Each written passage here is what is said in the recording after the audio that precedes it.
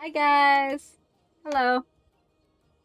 Sorry, we were doing something with the Discord server, which yeah, there she is. Okay, yeah, the Discord server is ready. We were finishing up some stuff, tweaking some things. So, if you want to be part of that, that's gonna be a thing now. Oh, my thing is freaking up. Okay. Anyway, but yeah, it's ready. Make sure to give Kinsey all the applause on that. Kinsey was the one who set up everything. She's very smart and very sweet and very hardworking. So, yeah, all the praise for the server goes to her. Thank you, Kinsey.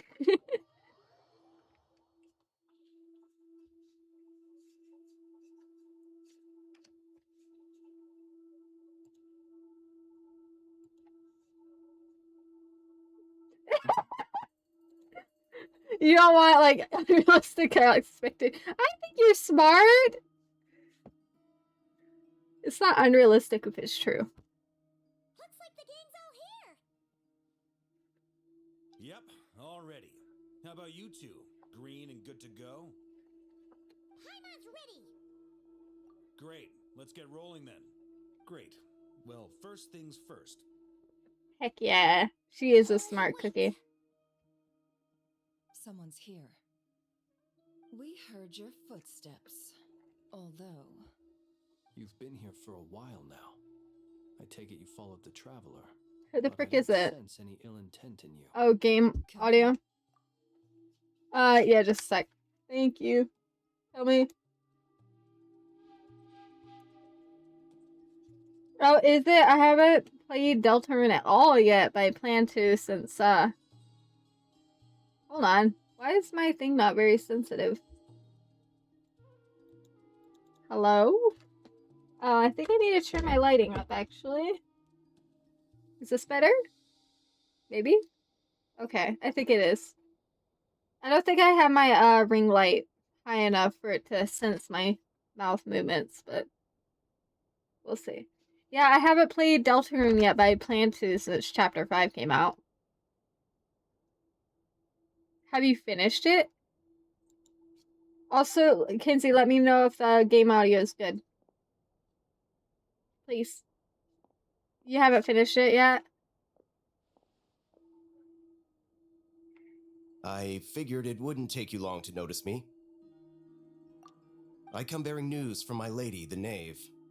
Dottore went through the motions of returning Dang. to Snezhnaya, but it was obviously a facade. Is it good? Is However, it too loud for my voice, he has not or? returned to the Kuvaki Experimental Design Bureau, nor has he made an appearance in Nasha Town. Is my vocals still good? Like you can hear me over the game? Okay, cool. I'll leave it there then. Thank you. Well, in that case, he'll be in his lab way up north. I always wondered why he applied for his own private pad. He was planning this all along. Tell them that Sandrone and I will go on ahead. If they still intend to pursue this matter, they should meet us at the research center in the northern tip of Nodcry. Oh, by the way, I just wanted to say thank you to everybody who's helped me get this far, because I did reach affiliate. For anyone that hasn't, like, heard that yet, the reason I don't have, like, affiliate stuff on yet is because I have to do, like, I think it's a tax interview thing, but I really don't have a whole lot of time to be doing that right now, so it might be a little bit before I actually, you know, get the affiliate status through, you know, setting it up, but it will be set up eventually, and I'll figure all that stuff out, you know, once I have proper time for it. But I did want to thank everybody for that. It was really cool to see that. Anyway, I'm gonna be awkward about it now. Two best friends to think of us. We appreciate the heads up. Our sincere thanks to the Fatui for your aid. Lady Damselette may have left our organization, but at least some of her colleagues remain genuinely concerned for her well-being. Not to mention that the Doctor's increasingly cryptic conduct gives us great cause for Oh, alarm. I forgot about Dottore We doing have crap. crossed swords many times before, but it's not personal. We're just on different sides. We don't lack humanity. And so, as fellow friends of Lady Damselette, it's only right that you should be in the know about this. Arlecchino's situational awareness has saved us a lot of trouble. I'll leave the map here with you. If you do decide to head to the research center, please proceed with caution. And remember, at least while you're in Nodcry, Lady Arlecchino's subordinates are your comrades if you want them to be. This is very accommodating of you. We can't thank you enough. Just doing my duty. I shall take my leave now. If you need us, you'll find us at the Experimental Design Bureau.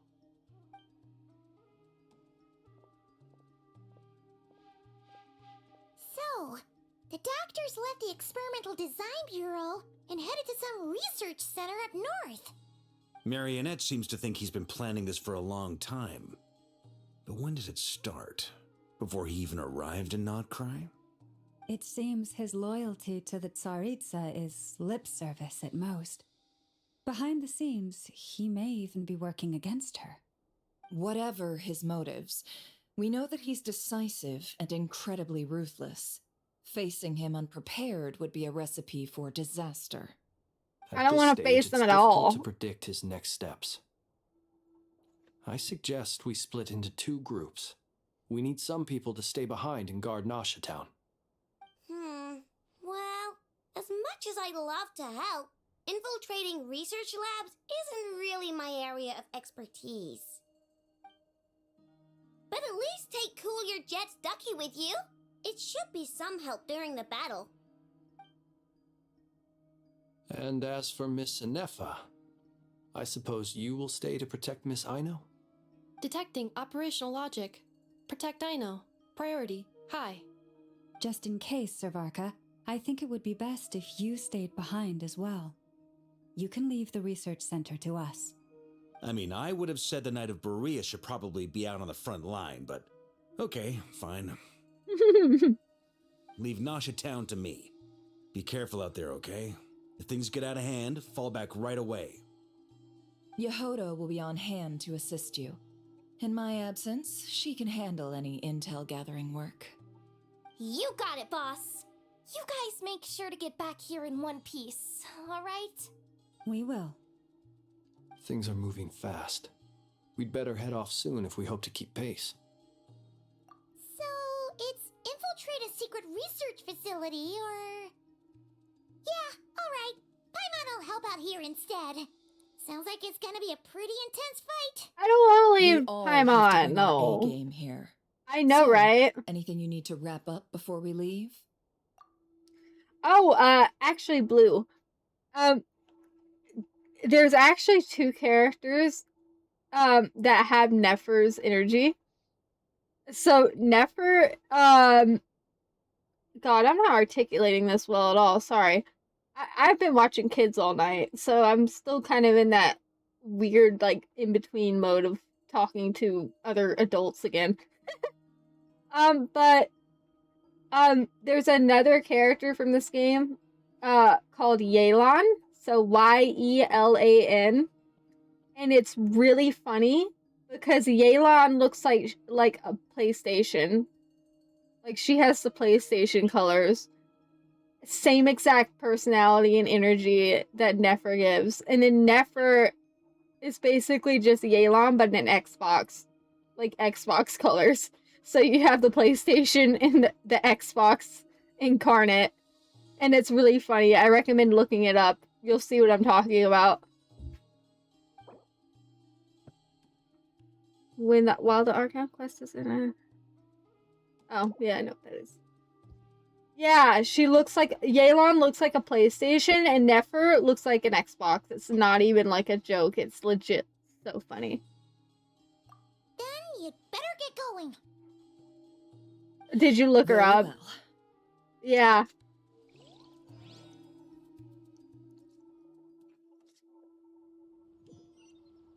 All these broken machines on the ground. Someone got here before us. Could it be Arlecchino and Sandrone? Where the frick am I? Am I still in Nodcry? Hold on. I'm disoriented. No, I'm still in Nodcry. For a second, I legit thought that I had been taken back to Fontaine. This looks like Fontaine. Oh my god, how could I hate him more? I'm scared. I'm scared. I'm so scared. I already hate him like absolute maximum. How can I go past that? Am I gonna cry? I'm gonna throw up, probably. I'm gonna cry and throw up at the same time. I don't want to do it. Oh crap, there's dead people.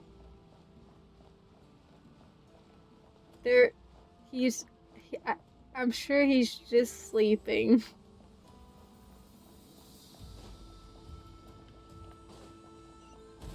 He's just sleeping too.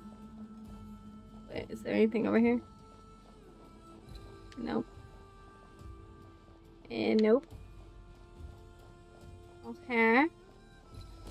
Oh, That's Jesus Christ. quite a welcome party. Oh, hi. Oh, frick. Hi. Maybe don't? Be silent. Close your eyes. Die. Leave me alone. Chest. Bro, what? Calm down, it's okay. You don't have to doing that. Okay. Oh, it's the... Wait. Oh, don't fight them? They're in the... he's experimenting. Oh, he's experimenting on crap. I don't like that. No, I don't wanna. Oh, frick, that's a freaking bomb. That looks like a bomb. Is that a bomb? Hey, why don't you come over here? You come over here. Or I'll come over. Oh, frick, nah. Nope.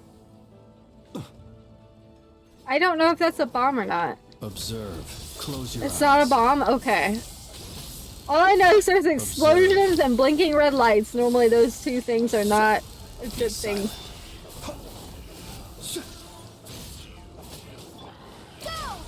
Will you die? It all adds up. Can't hide the truth. I know, never. There we go. Oh boy. I'm scared. Get back! I said get back! Do you hear me? I ain't good. Why isn't it working? No! Don't come any closer! Don't! He's just sleeping. Oh yeah, I forgot. Okay. Wait. Why would Carly be freaking out? I just noticed you said that.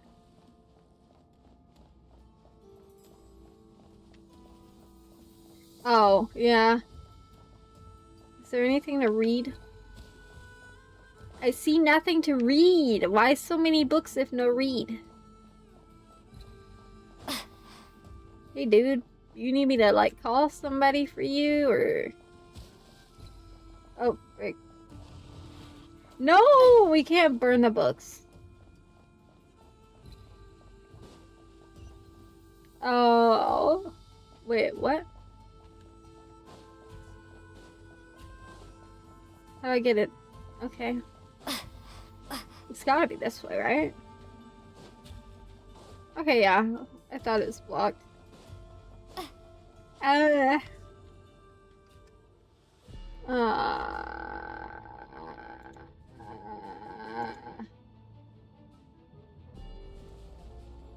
there. Hi. Don't. Maybe don't. Close your eyes. Observe. You should be kind to me. Leave me alone. Close your eyes. The deception ends here. You poor souls. May your spirits find peace. Grab that key on the ground. We'll probably need it at some point. That's rough, dude. What? I didn't have to do anything? Okay. It didn't even make me press a button. That's kind of nice. Oh boy, I don't like this place. It's making me sicky. Okay, now it's wanting me to press buttons. There we go. Oh man, come on. Oh no, I don't like this. This is... See, okay. For context, I don't like medical environments. I have a lot of, like, kind of trauma related to medical stuff. There's no way through. Let's go around. So I don't like where this is going. It's part of why I hate tutorials so much. I don't like it. I don't like it. But I'ma suck it up. Oh, frick, quit blowing me up. Leave me alone. Thank you. Yeah. Oh no, everything's blue now. Dottore, if you do some... Oh, fricked up bullcrap. Trespassers? Here? What's wrong with you people? But he Looking sounds for the concerned doctor, about us. And we understand he might be here. I see you're fleeing the facility. You looking to settle a score with the doctor? Good luck with that. I don't think you have many chances left. Why? Perhaps. But you might have a chance to live if you start talking. Flynn's, Two calm other down. Harbingers had the same idea as you. They're already inside. But what good is it gonna do? The doctor wouldn't do something like this unprepared. Do something like what? Seems to me that you're not too thrilled about being his subordinate. Also, is it just me, or do I sense monsters nearby? If you'd prefer their company to ours, that can easily be arranged. We need to know what the doctor is up to. Please, if you know anything at all, tell me. This is about more than us versus the doctor. His actions could have consequences for all of Nodcry. And perhaps even your homeland, Snezhnaya.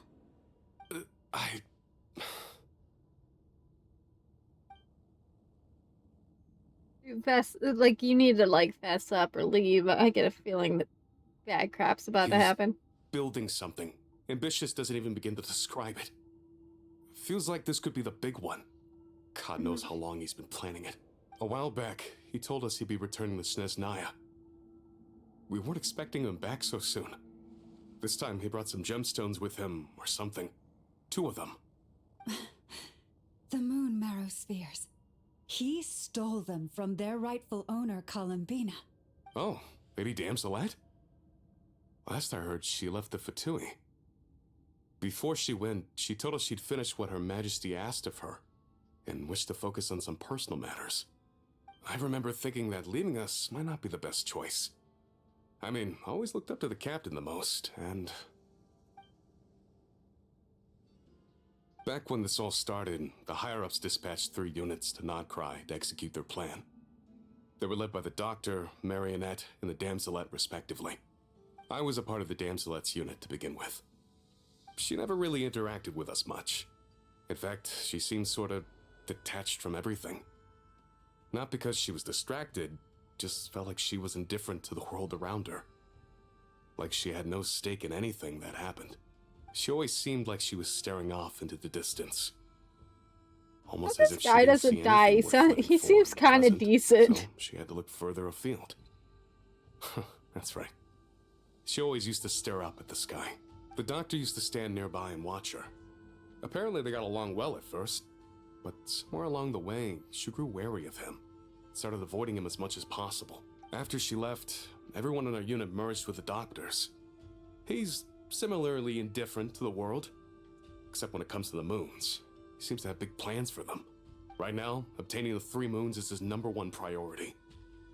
He even said, if he can only get his hands on 2 of them, he'll create a 3rd one himself. How would he create an artificial moon marrow? Maybe the knowledge he gained from the Hyperborean phantoms has something to do with it. Thank you for cooperating. We appreciate the level of detail. I get the sense that you'd serve under Columbina again if you had the chance. Would that be fair? No, she's no longer a Harbinger. As a member of the Fatui, my loyalty will always belong to the Tsaritsa. I'm only telling you all this because I don't completely trust the doctor. His actions do not align with the goals that first brought us to Nodcry. I understand. We'll do everything within our power to stop him. The Knaves unit is based at the Kuvaki Experimental Design Bureau. Yeah. Maybe you can seek refuge with them. Yeah, it's a lot of lore, but the idea is that, if I can summarize, I can't give you all the context because of the story. It would take like hours, but basically there used to be 3 moon goddesses, right? That ruled over this world, so to speak. And then they died. In a altercation with some other godly forces, like celestial forces, that took over. So they died, and then yeah, there was like a whole war like on the celestial realm, and the 3 goddesses died. Columbina, who is that girl with the long dark hair with the red tips, has the blindfold over her face. She is a reincarnation of one of those moon goddesses. And the others are basically just kind of raw power, like physical objects now, kind of. They're still dead. So this doctor, who's basically part of like this world's mafia almost. They're kind of like, I wouldn't even say a mafia. They're kind of like a military branch of a certain region. But he's basically kind of like think like a mad doctor who will sacrifice anything for his experiments and to get what he wants kind of guy. Yeah, exactly. He's obsessed with power and knowledge, and he's trying to get his hands on all 3 moons' power so that he can use it for something. Don't know what yet, but basically it's the remnant power of the 3 moon goddesses. Which is why he's after the blindfold girl, because she is a reincarnation of one of those goddesses. So that power is now in her. It is. It's not. It's confusing if you haven't, like, if you're not in it already. Like, when you start it from the beginning to the end, it makes sense, but it's not like the type of story you can really jump in the middle and understand. If that makes any kind of sense. Yeah. Which, no pressure to play it if you don't want to, but, like, it's just one of those games that has a big overarching, like, story that you can't really summarize in any short form. Because everything's so interconnected. Yeah. Well, now we know what's going on here. Artificial moon marrow. It's definitely not He's a game for likely well everybody, on the but way it to is completing fun. it. Dottore's technological capabilities are far more advanced than I thought. I fear this could get ugly. Everyone, prepare yourselves. He's probably trying to become like an artificial god or something, like he tried to do with Wanderer. Maybe Wanderer was kind of like the base experiment to see if it was possible before trying it on himself. Maybe he's trying to become a god. Oh dear. Maybe don't. It all adds up. No more lies. Observe. Be silent. Leave me alone. Close your eyes. Throw it. There's a shot like that? Also, hi. How do I say your name? Is it Kim Posey? I don't think I've said it before, but I want to learn how to say it. Is it Kim Posey or? Observe. Oh, no, he's not. Bro's a nutcase.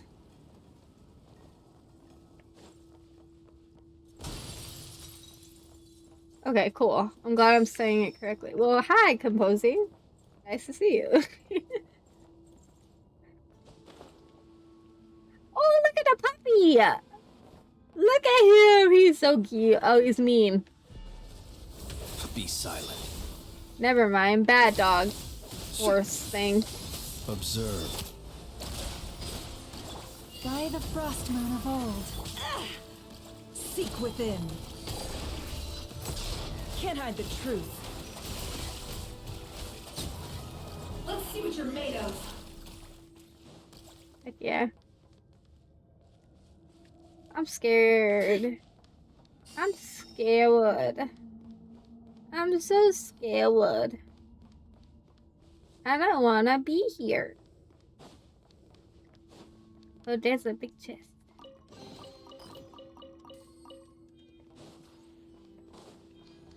I don't like all the research equipment. I don't feel comfortable. Can I? Oh.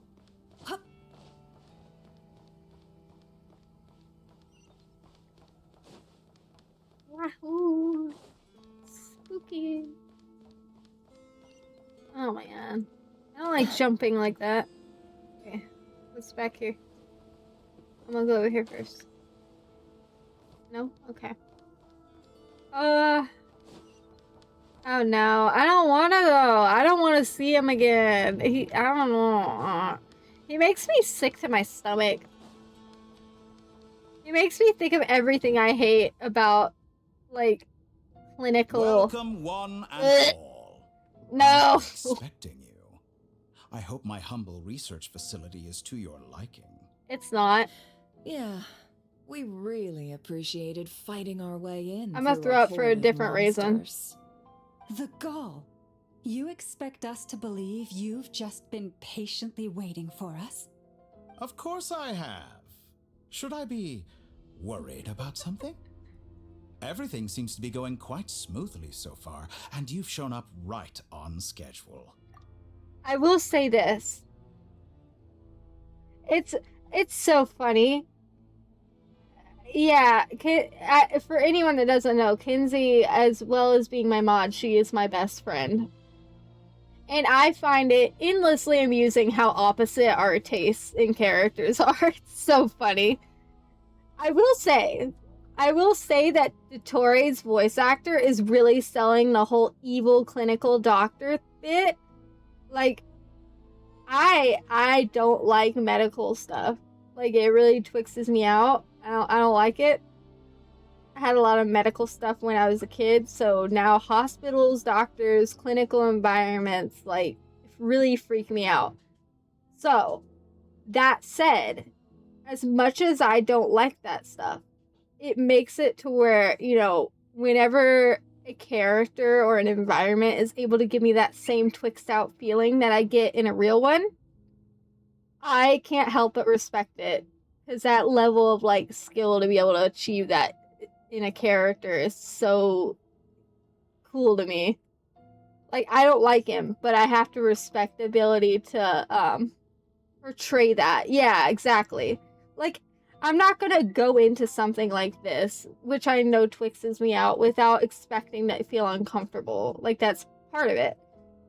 I don't want to have, you know, a doctor that's meant to be evil, but they just feel goofy. Because I'm not going to be able to connect that with, you know, how I feel it's meant to make me feel. So if I feel uncomfortable, if I feel kind of sick to my stomach, I take that as a sign that it's a really dang good portrayal of an evil doctor. Well, see, Baiju's the opposite. Baiju, I think it's cool that there's two doctor characters to pull from. Well, he is, though. But I like that we have Dottore and then we have Baiju. Because Baiju, is kind of like what I wish my experiences were like medically. Well, we'll see. We'll see when we get there with Lohan. But with Baiju, yeah, I like Baiju fine. Mainly because it's like, man, I wish if, like, my experiences as a kid would have been way better if I'd have had a doctor like Baiju. And then you have a doctor like Dottore who is not obviously not what I went through, but to some extent has some of those like traits that really twix me out about it. So I think it's cool. Yeah, no. For reference, if you want to know how like bad it is with me, I'm the type of person that when I go to the doctor, even for like a plain old like exam, I'll pass out. Like I get so stressed out that I faint. Usually when it's like for like think like needles and medical equipment stuff, drawing blood or whatever. Yeah, it's kind of funny because I'll I tell people this story because I think it's funny, but it's not funny in the moment, but it's funny to talk about. I'll tell the doctor like, hey, I get really freaked out by this kind of stuff, so I'll faint. So your best bet is just to not talk to me and let me breathe through it. And then they'll kind of brush me off, and then it'll come to that moment, and they try to talk me through it. Like, they try to engage with me, which stresses me out more, and I always pass out. And it's like the surprise Pikachu face, because they didn't believe it was that bad. It's so funny to me. It's not funny in the moment, but it's always funny how they all have the exact same reaction. It's hilarious. First Sandrone and Arlecchino, now you. Ah, quite a surfeit of guests I've had today. How about you go die? How about you do that, Dottore? How about that? If you were looking for them, I should probably mention that Arlecchino disappeared as soon as she entered the facility. It's really okay. This is gonna sound stupid, but yeah, it is. It's dentists, even vets' offices do it, because it's like that. It's not just the doctor, because I can meet a doctor, someone who is a doctor, out in public. Like, say I run into a doctor at Walmart and have a conversation. That's fine. It's when I'm in that environment and they look like a doctor, they're dressed like a doctor, they're using those terms, that's when I get freaked out. So even going in like a veterinary office, which is for animals and has absolutely nothing to do with me, it's the smell, like that sterile smell, that veterinary offices, dentist offices, doctor's offices, hospitals, all of them have that same sterile environment and that distinct smell, like of cleaner and just plainness. Like, it doesn't smell quite human. And like, I had a lot of medical stuff as a kid that freaked me out, and I hated going to the doctor because of it. So now, like, it's kind of like it's like that smell, those sounds, that sight, that vision, like the visuals really mess with me. But if I meet someone who's a veterinary, like works in the veterinary field or is a doctor or a dentist, if I meet them out in public in the wild, I'm like, oh yeah, it's fine. I just can't see anything or be around the environment. So like Dottore, this character makes me feel those things because he has that look about him. He has that voice. He says those things. Which again, I don't hate, because I hate him as a character. I don't like him as a character. But I respect the ability to portray that in a believable way in a character. As for Sandrone, why, she stood right here only moments ago demanding answers from me at the top of her voice. Hardly out of character. She never was one for basic courtesy. But I have to admit, I was a little surprised to see her showing concern for someone besides herself. Does everyone you associate with undergo such a change in temperament? Speaking as a researcher, I have to say, it is not a change for the better. It threatens one's ability to remain objective. Well, since you ask, You better not have... No. Don't... I hope you didn't touch her. So you've got your hands on the moon marrow, and now you're claiming godhood. Freaking knew it. Don't you I knew what he was up to. A bit of a stretch, Dottore. I must protest what you are insinuating with that phrase, claiming godhood. That's I probably am what not you're doing now. claiming anything. I am stating a fact. Frick you. You're a researcher. I'm sure you appreciate the distinction between the two. Huh? Wait, you really think you're all that? Get him. You'll excuse me if I'm not being a polite little lady for you. We're colleagues. We both know what kind of person you are. By the same token, I knew you'd respond along Don't touch her. lines. You and I both understand that facts speak louder than words. To that end, I've had my people send you a small gift. It should go some way toward helping you understand my present position. I don't like that. What? Where have all your troops gone? Who knows? Perhaps they are already marching toward a new world, following in the footsteps of an unknown god. As vulgar and arrogant as you may be, dear Sandrone, I have no intention of taking out my displeasure on your subordinates. They will enjoy equal rights to my own. You sent your people to the Experimental Design Bureau? That's a Tsaritsa's property. Yes, and I am very mindful of Her Majesty's instructions. But you know full well that they do not conflict with my present goals. In which case, all I'm doing is conducting another one of my experiments. Is there a problem with that? Now then, you have a judgment call to make. Am I simply lying to stall you? Or is it possible that every word I am saying is the truth? In which case, your subordinates really are in danger. So now you've turned on fellow Fatui soldiers. You're completely insane. I have set a new rule for myself. Each person gets one chance.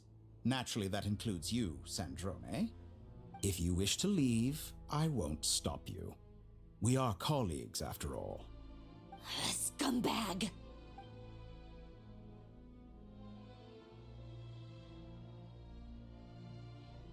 Still, I hadn't counted on Sandrone sparing any thought for the people of this world. Shame. I always found her self-centeredness to be one of her few better qualities. How can she ever hope to achieve greatness when she's so obsessed with protecting her little design bureau? It's more than a little disingenuous to speak of achieving greatness while taking hostages. Or does honor no longer mean anything to you? Never had that to begin with. I have the marrow of 2 moons in my possession and will soon complete the construction of a 3rd. I will be the god of a new world. And you speak to me of honor?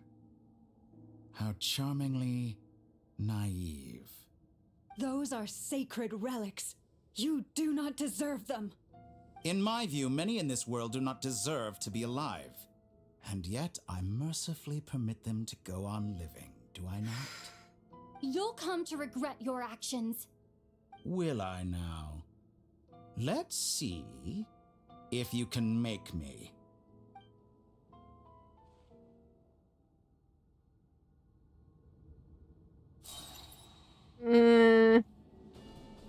Hey, why don't you stay over there? Why don't you stay over there and stay away from me? No, no, no.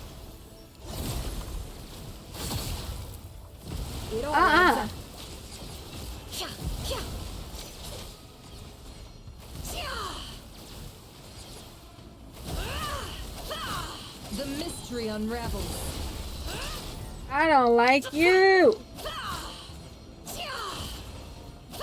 I do get like that we're finally getting to beat him up though. After all he did to freaking Kale. Close your eyes. All he did to Wanderer. This is for them. Observe. Scumbag. Arlecchino. Thanks for your assistance. Arlecchino? They see you as an ally? What a farce. You're clearly here to destroy my research, not... I'd say your research is more valuable than your life. Am I wrong? Yeah.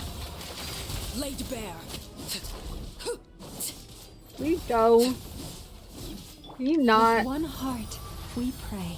You poor lost lamb. Get lost. Be silent. Like a reflection. Do you fear the dark? Observe. Can't hide the truth. How farcical. Bro. The deception ends here. It all adds up.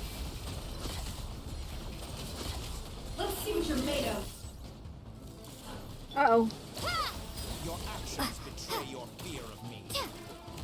Wait, what? What? What did I do? I don't understand. No! Leave me alone! You dirtbag. Close your eyes. To dust. Be silent. Is this For the everlasting forest. Yeah, I figured that out after. Go away. Close your eyes. Be silent.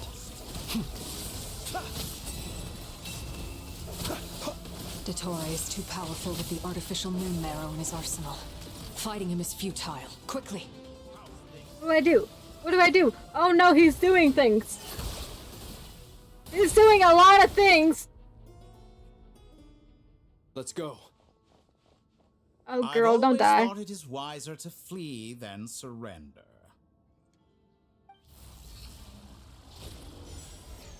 Uh-oh. Watch out. What the? That's bad. That's really bad. That's really bad. Where's the traveler? He stole us? He stole us! He stole us! He stole us! He stole us! No! I don't want to go with him, no. He's the last person I want to get stolen by. Hey, I can't believe I'm saying this, but I really miss Rerir right now. I really miss Rerir. What the frick? What just happened? Nasha Town? How did I get here? Strange. I remember being trapped by Dottore during the battle, and now, all of a sudden, I'm here. Something weird is going on. I guess I'll start by exploring the area. We got stolen. Traveler? What brings you here at this hour? Huh? What are you in the mood for today? A hot dog? Or something else? We've got some special discounts at the moment. Want to see the menu? No. Sorry, I'm not hungry right now. Ah. Well, feel free to take a seat for now. Oh, this is Let me know if you change your unsettling. mind. I'm scared. Everyone seems to be acting normal. Am I just overthinking? No, you're not. Oh, darling. Look who it is. One of our regular Oh, customers. this is creepy. Get the traveler something to eat, would you, dear? Wait. Why is he talking like that? Because he's a I'd love skinwalker. to, but Run. Can't serve a customer unless they order something. Anyway, I take it your business is wrapped up? Yes, thankfully. It was a long trip, and it's left me feeling pretty exhausted. But the upshot is, I won't have to leave again for a good while. He's put us in a terrarium or To something. ourselves. Wait. These two are a couple? I see some kids around too. I didn't know they had a family. Hey there! I haven't seen you in ages! What's keeping you so busy? What I'm is looking happening? forward to playing with you again. You forgot already? You're silly.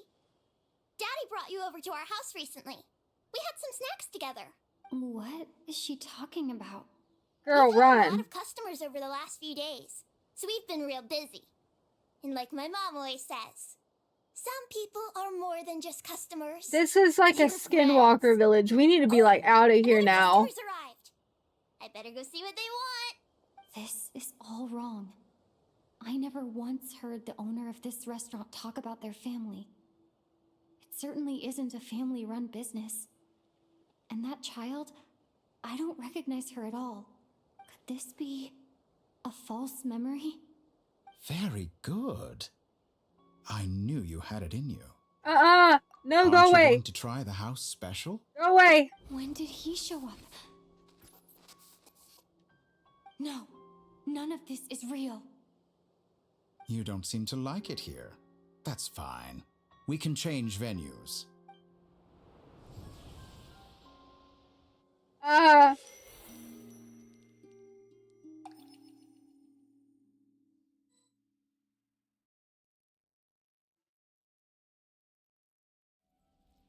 What the frick?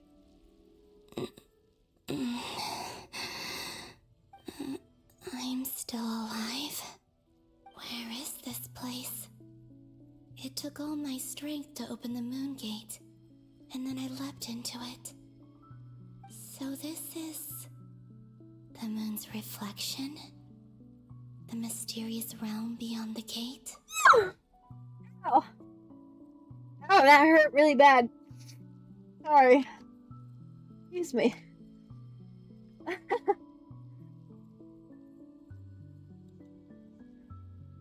Shut up!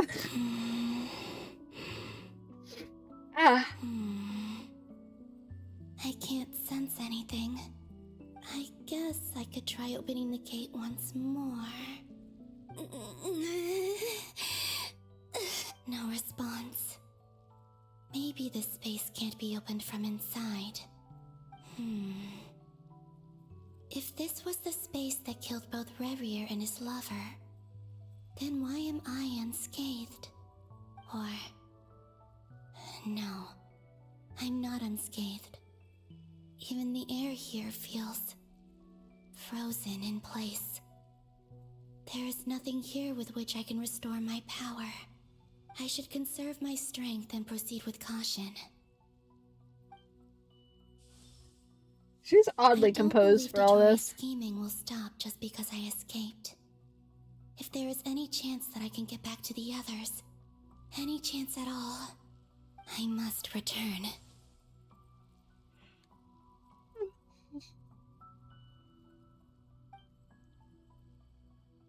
Emptiness, silence. What is this place? Or maybe the real question is, what is it for? What's this? Looks like it responds to my power.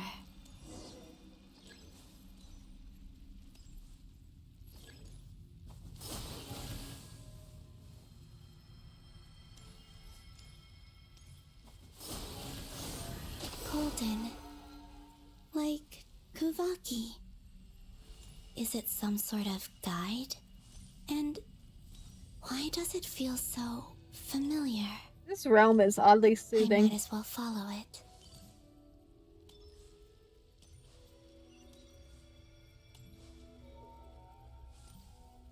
Where does this lead? Could it be the exit? Oh, it's oh wait, oh? Okay, it's not making me do that. Eh.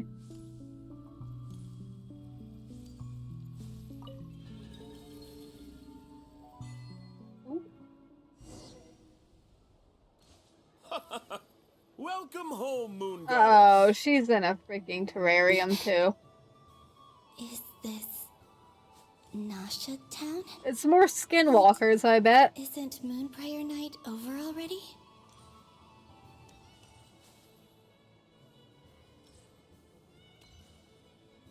What the frick is going on? Dude, I love this dude. It's just staying in here cool by the wall. Oh, okay, it's gonna start that. Alright. Goodbye for now, Columbina. I hope you have a wonderful night. I will. Everyone else. And me? Are these my memories?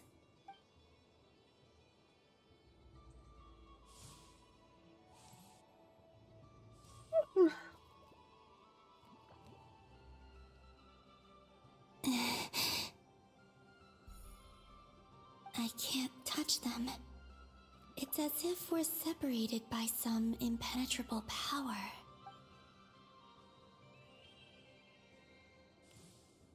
Over here! Over here!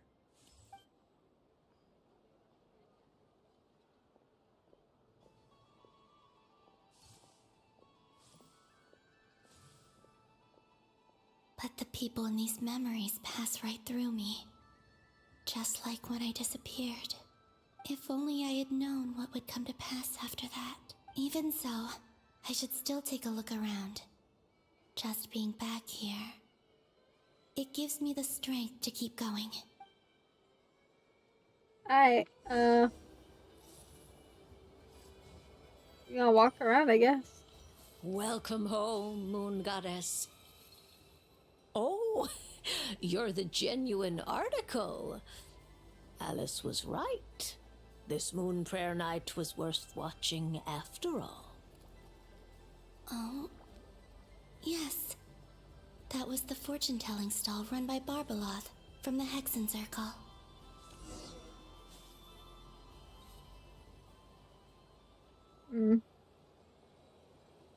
I am lost on what's Draw going the on. first lunar arcana. This represents destiny and is the foundation for the divination as a whole. My destiny. I believe the card I drew was the moon. Now that I think about it, Barbaloth's divination was absolutely right. It's almost time to draw the last card. The one that represents the future.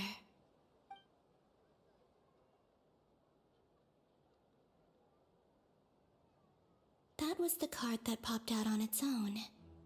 From here, I think.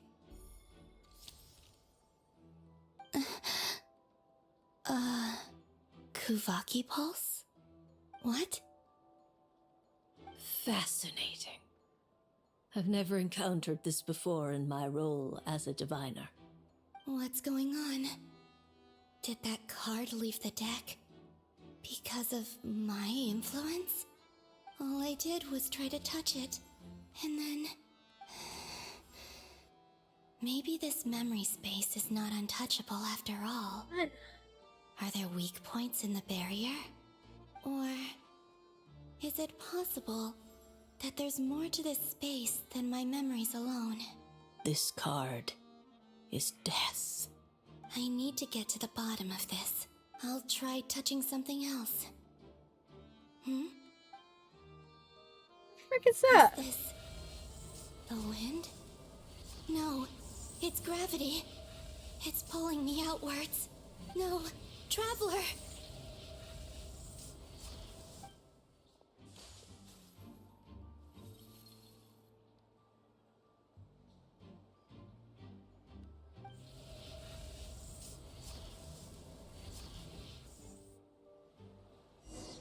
Huh. Okay.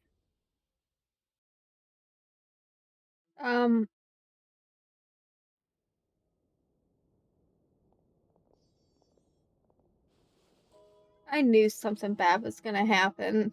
Being separated from Paimon.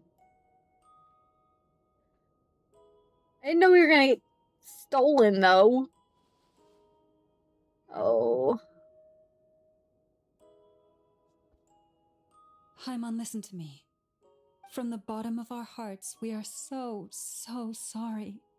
We completely understand how you must feel. The Traveler is trapped, and we all feel responsible for it. Don't say that! Paimon's not a little kid! You didn't leave her behind on purpose! There was nothing you could do! But... Oh, no. She's all alone in there! What if something happens to her? What are we gonna do then? Paimon! We've barely spent any time apart since we met. Is she gonna... die? We must find a way to rescue her. We were all involved in the operation where she was captured, and we do not abandon our comrades. That being said, it won't be easy. Through conversation with the others on our return, we've arrived at a basic idea of what we're up against. I did not sign up for for Paimon angst today. No. No. No. No. No. No. No. No. No. No. No. No. No. Listen, Dottoro's done a lot of fricked up crap, okay? Dottoro's done a lot of crap that I already hate him for. And now he's gonna make it personal. He's making it personal by stealing me and making my sweet, darling baby pumpkin dumpling floaty thing sad. That is simply not allowed. I'm gonna throw a fit. I don't want to see Paimon sad. I want to stuff her little cheeks with more food. I want to make her happy. I want to buy her like a dozen donuts. And give her hot chocolate. And kiss her little cheeks. I don't want to see Paimon sad. No. Dottore's lab has clearly been in operation for a lot longer than we realized. We found many monster samples stored there. In all likelihood, they were materials he used to research Don't make it worse. technology. Shut up, Kinsey. Don't do that to Through me. his contact with the phantoms of Hyperborea, Oh, man. he gained knowledge about the moons and certain Hyperborean technologies. Using this knowledge, he then fashioned an artificial moon marrow to serve as a replacement for the frost moon beyond the sky. Unlike Columbina, Dottore is not being rejected by Tevat. And even with 2 of the 3 moon marrows, his power far exceeds all of ours combined. Once his 3rd moon marrow is complete, Dottore will have completely seized the authority of the 3 moons. Tevat's most primordial powers will then be in his grasp. Does that mean... I'm afraid so. No one could have predicted this level of insanity. Not even from Dottore. And unfortunately, his insanity is coupled with an intellect and ambition that not even his peers in the Fatui can match. This is dire. Sounds like the world is done for. The 3 moons' authority can influence the very fabric of time and space. I dare not imagine what a monster like him would do with that kind of power. The trouble's already begun, I'm afraid. On our way back, we discovered that part of Nodcry is being enveloped by an unknown energy. We cannot ascertain what is happening inside.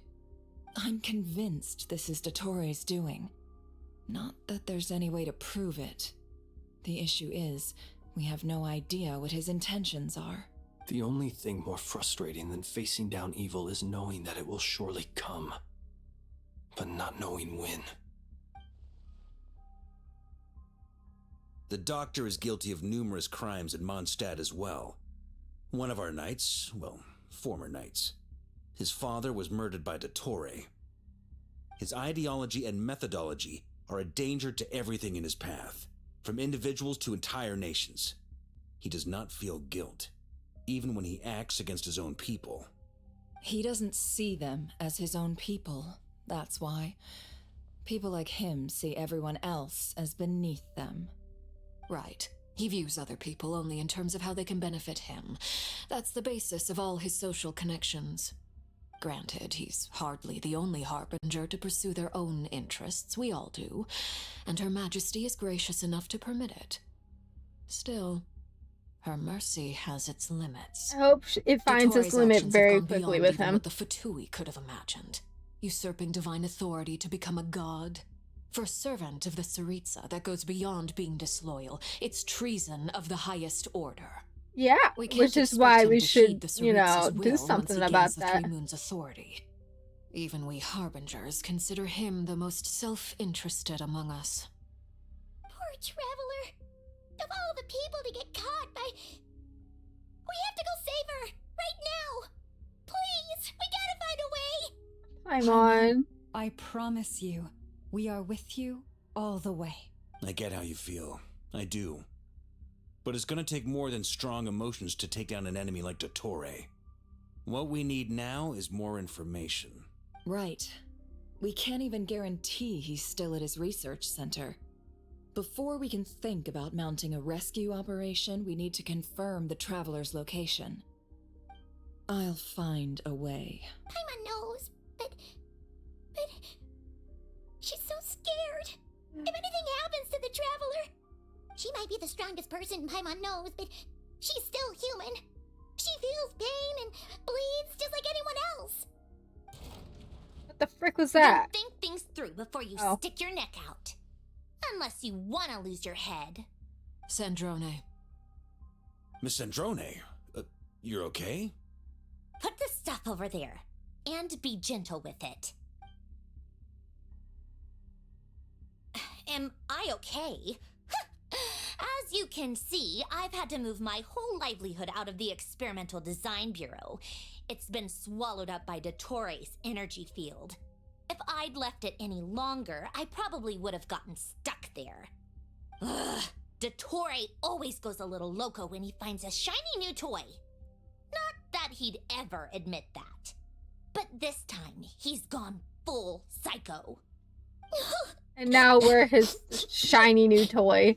Paimon, don't be mean to her. Go ahead and cry already. Sorry. Paimon's not trying to be conceited. It's just Sandrone's on thin ice. Oh, Paimon. Someone Let it all hug out. her. There's no shame in it. When you're overwhelmed by fear and despair, crying can help get it out of your system. You'll feel better for it. Someone hug my baby. Then, while the baby of the group is having a moment, how about the grown-ups get to work? Give me your hand. I'm gonna pull your hair out of your head. Polonia, scan. Don't be mean to Paimon. You, hand, now. Bossy. Oh, I thought you'd never ask, my lady. Flynn's. Curses! You're next. Then Flynn's taking every opportunity to flirt as much as possible. Dottore, you son of a... He's done something to us. Everyone who entered his research center has been implanted with some sort of curse. What's so funny is I can't even tell if he's doing it on purpose. That's what makes it worse. I can't tell if he's just naturally got a swagger without trying, or if he's like just freaking around. It's so funny. Probably not trying. I don't feel anything unusual at the moment. Does that mean it hasn't activated yet? Is there a way to figure out its purpose and what might trigger it? My best guess is Dottore created it using the moon goddess's powers. 1 second, analyzing. Ugh! That friggin' maniac! So, what twisted game is he playing this time? The moment I analyzed the energy composition, some encrypted text appeared in my mind's eye. And when I deciphered it according to the Fatui standard encryption protocol, I got the following message. Feel free to run, or you will perish in nod cry. He's mocking us. Yep, he loves to toy with people. Only in this case, there might be more to it. But I didn't detect any murderous intent or malice either in the message or the curse's energy. As if this is him at his least malicious.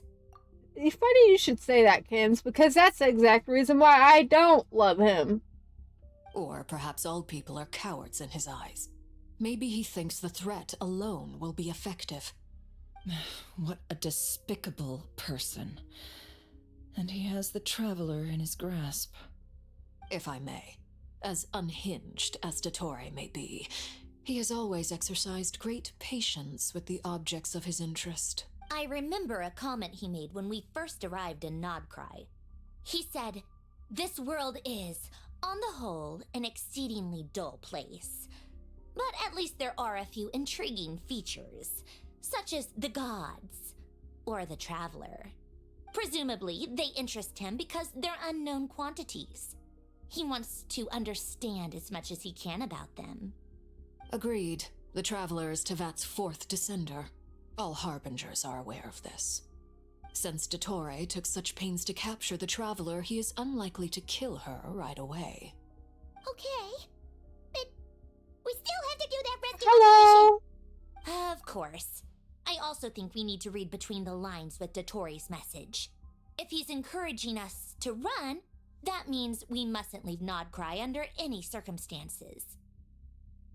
Empire? Is that an okay way to address you? Is that preferred? Okay, cool. Hi! Welcome in. We're just playing Genshin, and I'm having to come apart because, we got stolen. We got stolen by a crazy maniac doctor, and it's so much fun. And by fun, I mean not a fun at all. My guess is his curse will only How are trigger you? if we leave. Oh, what the frick? We've discovered multiple energy fields. Albedo is still attempting to analyze their structure. He told me to report back first. Each field is slowly growing, swallowing up more of the surrounding area in the process. And the pace of their expansion has increased since we first examined my son. them. He's probably trying to swallow Nodcry whole. Wait, His dude, don't do ambition that. knows no bounds. If this continues, the whole of Tevat will be in trouble, not just Nodcry. The loss of Columbina I'm glad to hear could you're not doing have well. come at a worse time. Do we think she's truly gone for good? She entered the space beyond the Moon Gate, knowing what became of Rerir and Thelindis. I'm sorry, but I fear the odds aren't good. Don't be ridiculous. If I know her, she's busy finding a way back as we speak just so she can annoy me. She isn't dead. Whatever has become of her, the fact remains that we are two comrades short on the eve of a decisive battle. We need to find out the Traveler's location, but there is also other work to be done. Agreed. Whatever Dottore is planning, we have to get the local populace somewhere safe. So, as well as a rescue mission, we have to organize a mass evacuation at the same time. It would be best if someone could approach leaders of neighboring nations and negotiate emergency asylum for Nodcry's inhabitants. Can anyone handle that? Snezhnaya is one option. I'll see what I can do. Does it be so much easier if the Traveler is here? No! Oh, Stop thinking like that, Paimon! Paimon will join you. I feel so bad Welkin for might her. take thanks to the Traveler. Maybe it'll come in handy. Either way, that's what the Traveler would do if she was here. Oh my goodness gracious. This freaking quest is stressing me out. I'm actually so, like, stressed right now. Back here again. That gravitational force that pulled me back. Is this where it came from? When I saw that memory of Moon Prayer Night, I think I influenced reality. Oh my god. It's only getting worse. Was it just a coincidence? Or if only I could have sent the others some kind of warning on Moon Prayer Night. Maybe we could have stopped Dottore. I feel so heavy.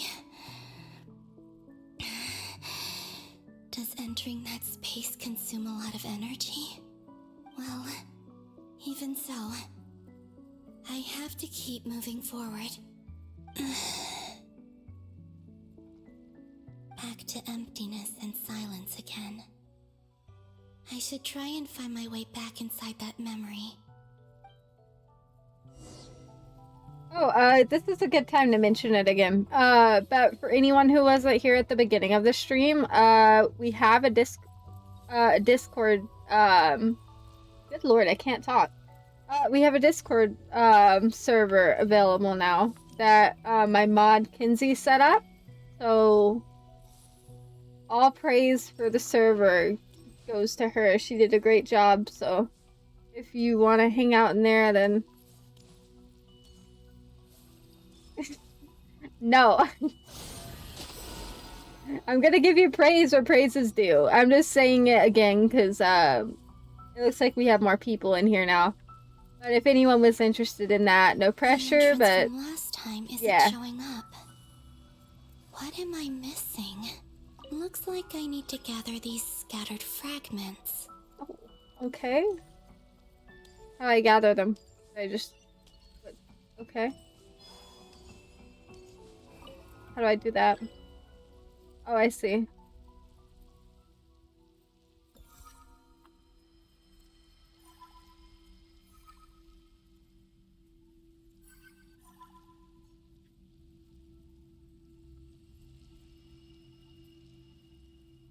Wait, what? Huh?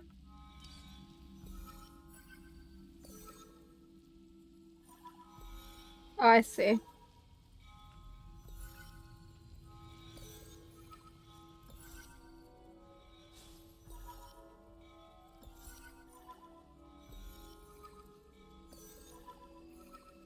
Got it.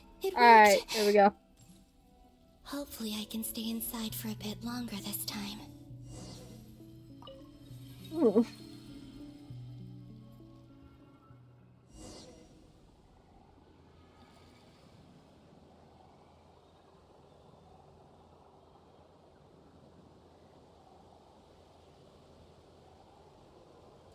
Ad Astra Abyssosk. Welcome to the Adventurers Guild. She don't sound right. What? This doesn't look like Moonprayer Night. I'm slowly catching up. Extra, extra! Latest issue of the Nasha Express! I don't think I've ever been here. Maybe this space isn't comprised of my memories after all. There aren't any festive decorations around. Is this Nasha Town after Moonprayer Night ended? Did Dotori's plan not affect the town? Or is no one aware of what happened because he used the Three Moons' authority? Let me see if I can influence anyone else. I am puzzled. Wait, Paimon? that voice. Paimon? The most important thing right now is to find that mage. Lauma the Traveler and Mr. Varga are here too. I'd better go pay the Fatui a visit. Traveler! What?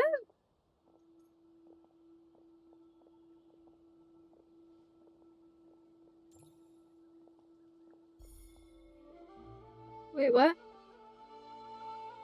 Huh? Columbina? I made contact. It's me, Columbina. Wait, I think... What? Is this like when they're looking for her? Let's go! This is no time to be spacing out! Yeah, okay. Huh? Wait a moment. Yeah, okay, This I see has what's going happened on. Before. This is what happened when I disappeared. Yeah, I see. I stood right over there, thinking that no one would ever find me again. It was only when she called my name that I decided to follow them. But did she turn around because she sensed my touch just now? Is it really possible that from in here, I can change the past? What the heck is going on? Them, maybe. Uh. It's that gravity again. Oh boy. Yeah, I see that. I'm just wondering how it's gonna... don't say anything, obviously. I'm just trying to sort out in my head how it's gonna change things and affect the story in present time. It's as if it's trying to stop me from leaving. You got this, girl. You can do it. You can do it. I believe in you. Getting weaker and weaker. No, you're good. It's okay. I'll just have to try another approach next time.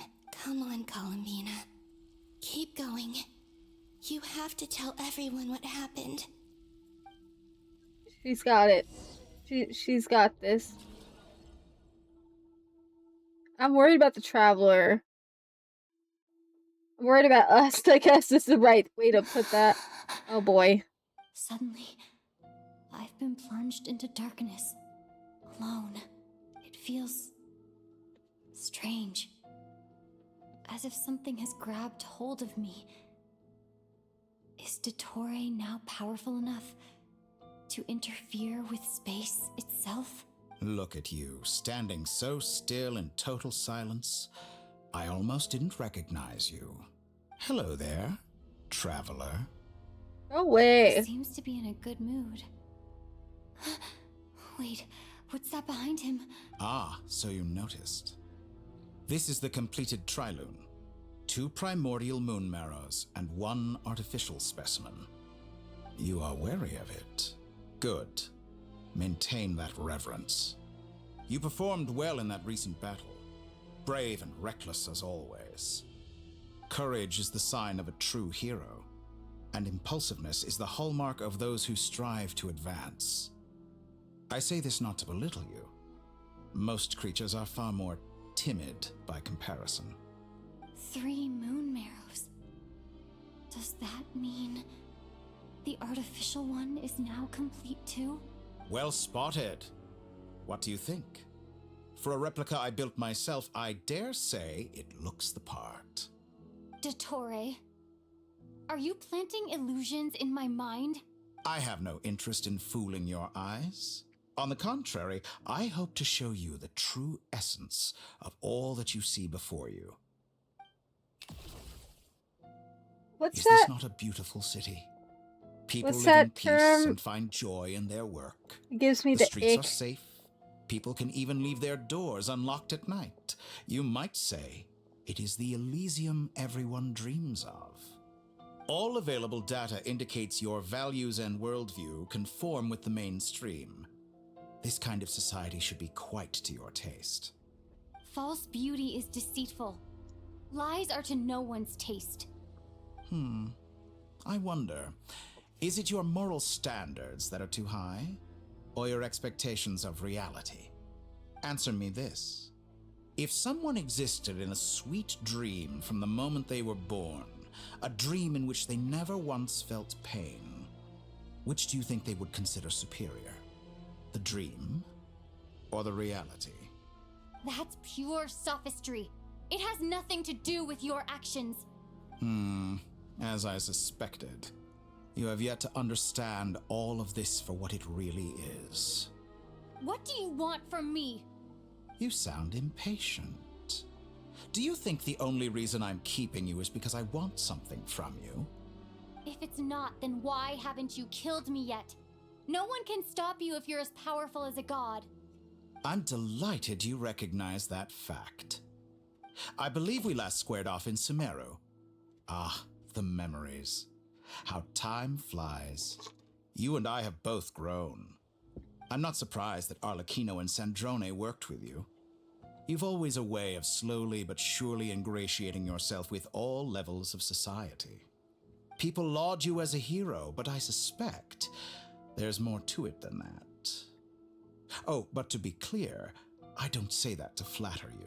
Does he want to use us as a new vessel for this thing or something? Like, I don't like this.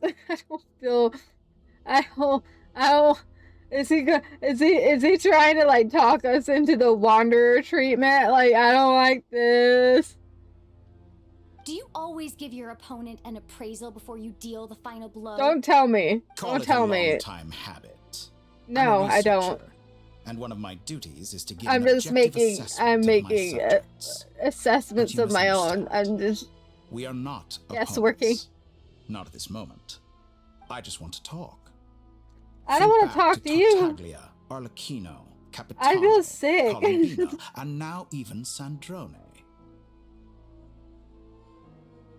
No, you don't understand. Like, he physically makes me nauseated. Like, I'm actually nauseous to my stomach. Which isn't great, because I'm trying to eat right now.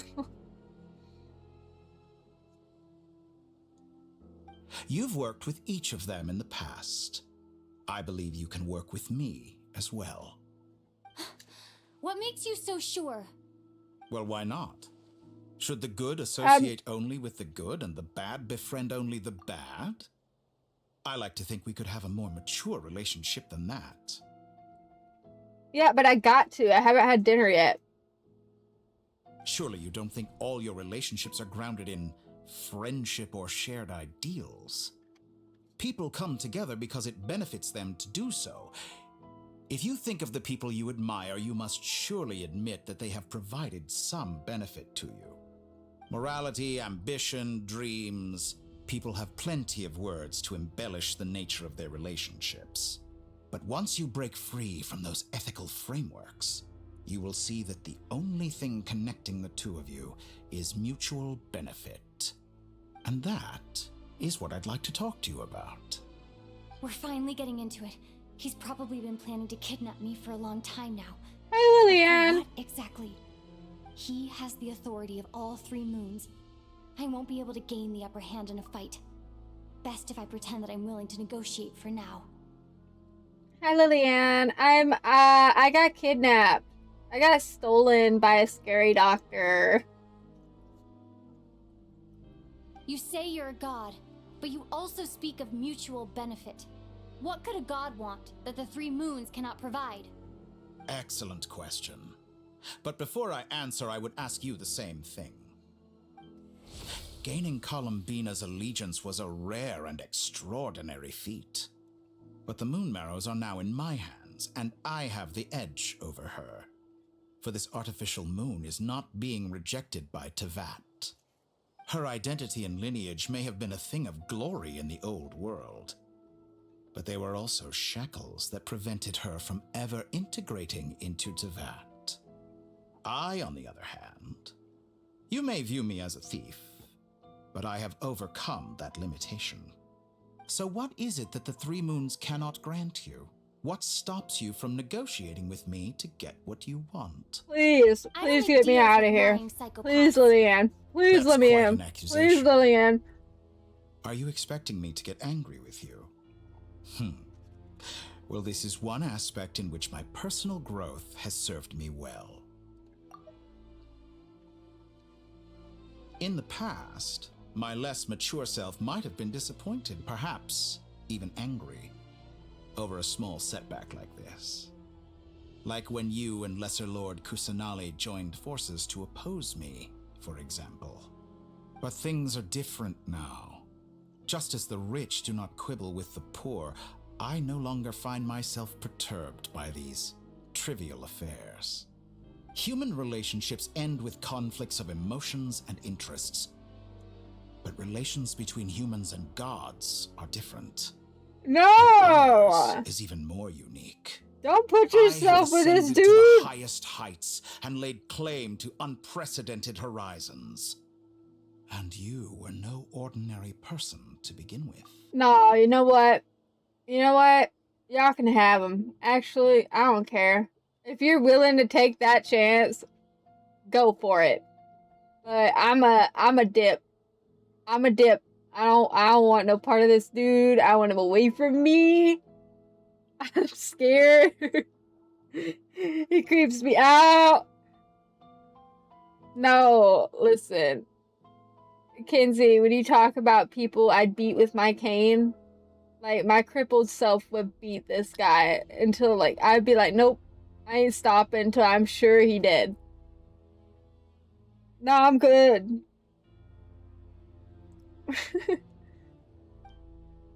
Kinsey, that's like you and, like, 40 billion other people. Allow me to show you the world, Descendant. Not me.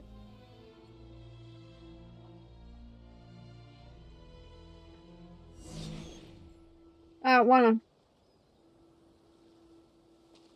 What if I go this way? What if I... Bye.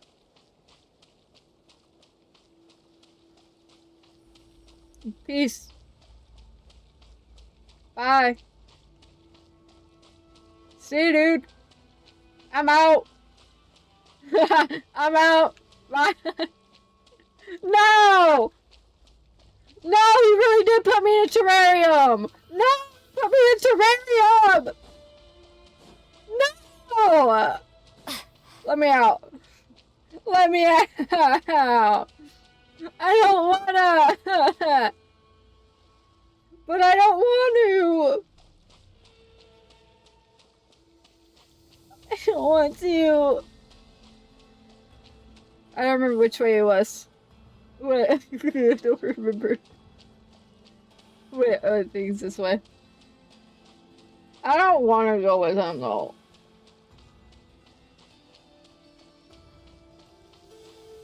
How is it karma? What did I do to deserve this?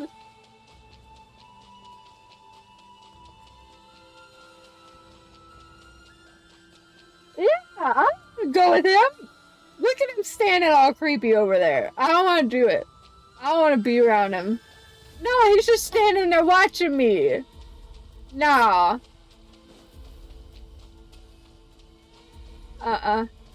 Dude, you suck. You suck. With your ugly toothpaste haircut.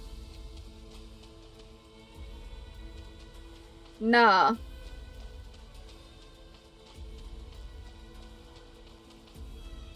You'll jump in his arms, I'll jump him in an alley. To stand, walk, jump, sit, and lie down. These are the most common of behaviors.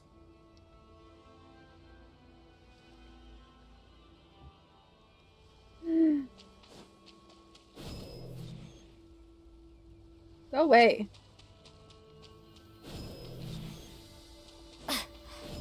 Have you ever wondered why we were born following such laws? Who stipulated that we could not fly instead of walk? Well, you're kind of flying right now, my dude. I mean, oh. Oh, he put me in the sky. He put me in the sky. I don't want to be in the sky.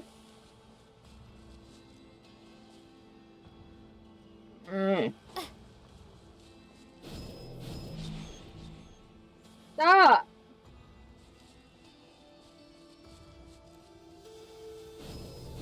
I think we should just put him in the catapult. I think that's a better idea.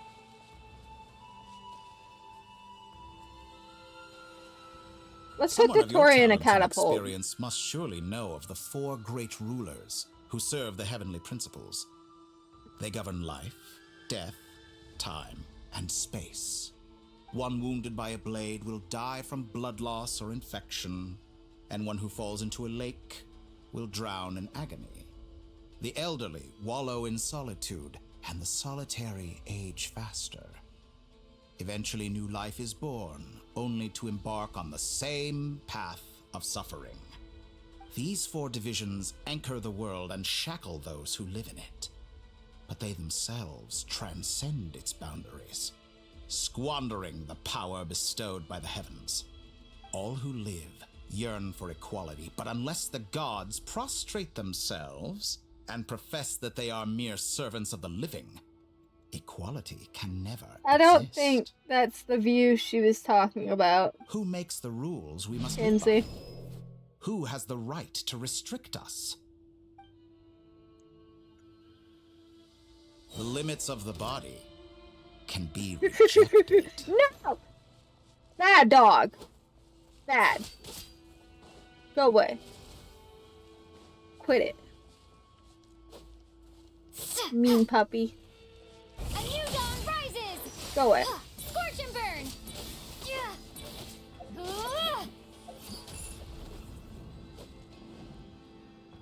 No!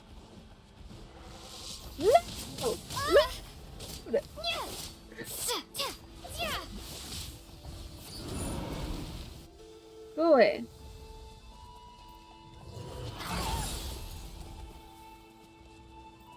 Why am I getting attacked by horse things? Go away. How does it feel to be among those with absolute power? Go away. I don't like you either. I'll freak you up too. You cannot conceive the extent to which your flesh hinders your mind and spirit. Get over here. I'll give you a taste of it too. Oh, what? Where Only is by he? discarding our useless, primitive eyes can we perceive a new world. How narrow-minded we all were in the past. Why should the final answer of the world not be the power that predates those Where the of frick is life, he? death, time, and space. The power of the Trilune. Where did he go? Oh, is he down there? Through it, I have glimpsed new experimental possibilities. Nature suppressed, authority exiled, souls controlled.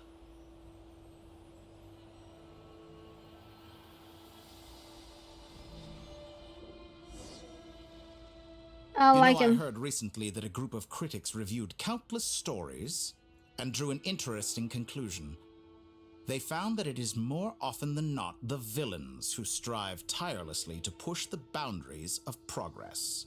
In fact, long before this, someone voiced a similar idea in an academia editorial. I felt a great affinity with this perspective. I have never been afraid to step up and play the role of the villain. Fanatics are trampled down for their transgressions, and those who transcend are rebuked for their audacity. And so, the majority of creatures are too timid to follow my lead. But all sacrifices made during my experiments have been worthwhile, as you can now see. I can offer you something new, something unique, precisely because I am a villain. Think about it. We are eternally bound through mutual interest.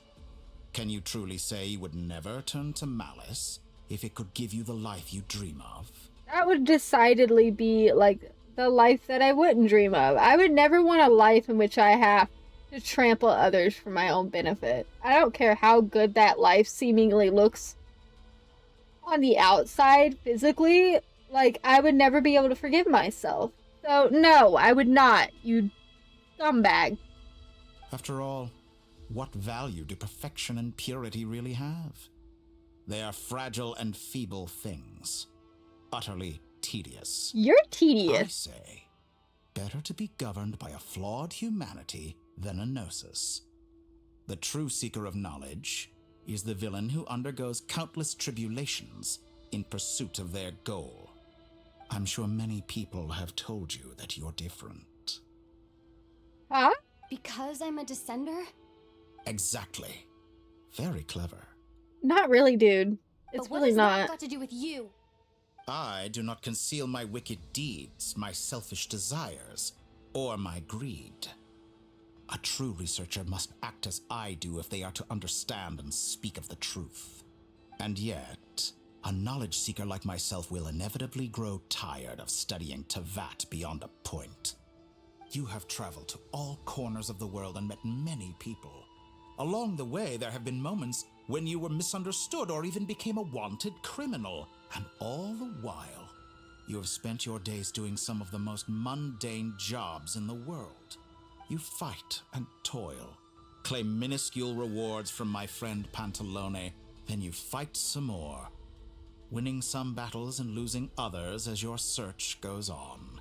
And this cycle continues, with no end in sight. Surely you must sometimes grow weary of being stuck in this same loop day after day. We're completely different. I embrace everything that life throws at me. I am engaged in every step of my journey. How does that make us different? I too embrace what life brings, researching everything that interests me. Think of all the novel things I've managed to create. Like the artificial moon marrow. Don't you see? As unique a specimen as she was, even Columbina is not irreplaceable. Take that back! She's gone because of your actions! I didn't say that to anger you. Though admittedly, I don't see what there is to be angry about. Anything Columbina could do for you, I can do better. You can't be my friend like she could. I know what your ultimate goal is. You wish to walk the path your brother walked and seek answers from him at the end of that journey, don't you? Someone like you could never understand what it feels like to care about another person the way I care about him. Perhaps not. But that doesn't mean I can't help. I could find your brother right now, bring him before you, and make him give you the answers you seek. Don't be so presumptuous. You'll never begin to understand the situation between us. Oh, no. This is no presumption. I'm only offering what I know is possible with the power of the Triloon. You know what, Kim Posey, that's actually a really good point, and I'm gonna roast him over it. He really sounds pretty desperate right now, don't he? He sounds so desperate and pitiful right now. He's so pathetic that he's sitting here begging for our attention. Like a little baby. No. I've seen toddlers with better manners in asking for things that they want. And he's over here like groveling like a child that can't have what it wants. Pretty pitiful for someone so smart, huh? What do you think about that, man? Just saying. But it seems like you would sooner continue with your journey through this world. Why? Because you suck, that's why. Do you truly desire this journey? Or is it simply a necessary process from which you cannot escape? I wish I could escape from you. Think of all the time and energy you have spent, everything you've had to endure just to make it this far. Is this really what you want? Or has your hand been forced by the promise of that final answer? Okay, but like, isn't that life though? Like the joy is not what you get out of it at the end. Like, it's the journey you took and the feeling like you've earned it at the end because of the choices you made. That instant gratification of just immediately getting what you want without work, like, it feels empty when that happens. It feels completely empty if you get something that you want. Like, I have dreams. I want to do this VTubing thing, and I'd like it to be successful at some point. But you know how, like, dead it would make me feel on the inside if it were just like, oh yeah, you're magically really good at this, and you're magically, you know, making it, you know, doing this thing you want to do. No, it's the journey of, you know, getting to that point that makes it, you know, enjoyable and important. Like, he doesn't get it, does he? He really doesn't get the essence of just life and living and having goals and feeling proud of yourself when you reach them. Like, yeah, like, come on, man. You know, it's the journey, dude. Like, life is meaningless without the journey. You gotta work for stuff. Don't be lazy. Yes, you have made many friends. But do they ever spare a thought for the void in your heart and what it yearns for? What you want is not friends. They do know that. Family. But do they know this? You want to take a nap? On the other hand, am far more considerate. Go take Join a my nap. experiment, and in return, I will bring your meaningless journey and all its struggles to an end. Don't not take a nap on my account. If you want to take a nap, then go for it. I get it. I get sleepy too.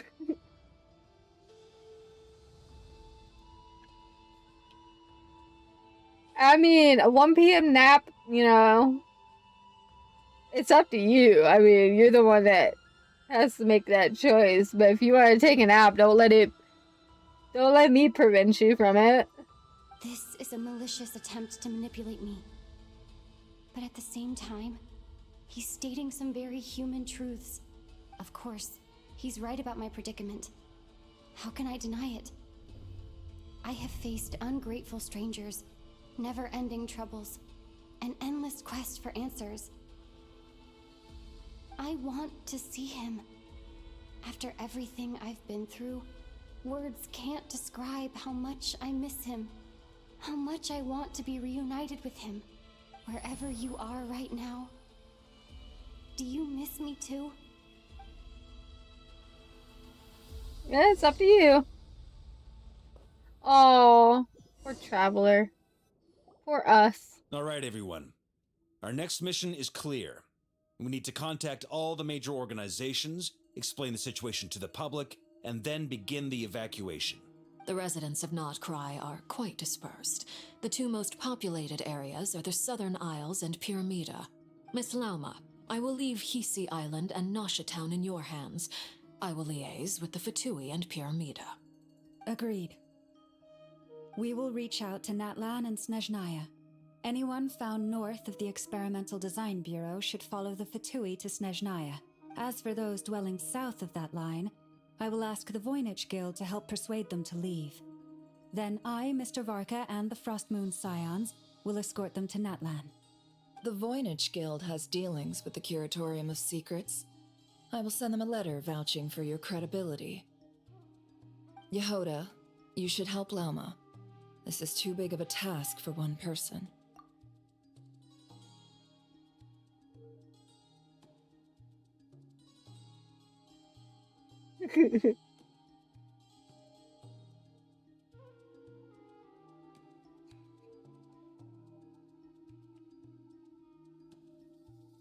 Is that from something? Or is this like your own poem to Lumine? I'm invested in this now. Hold on. I'm invested in chat. Give me a second.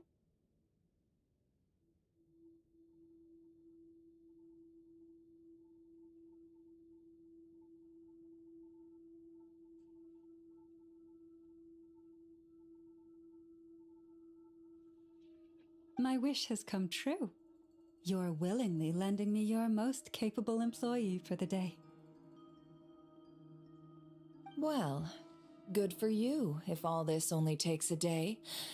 Of course, if it takes any longer, I'll be charging a fee.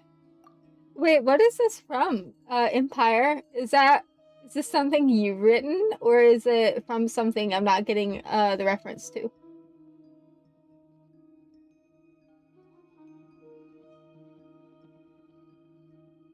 Because I love it. Aw, that's so sweet. I love seeing that much dedication to a character. Oh, I'm like reading it over. Hold on.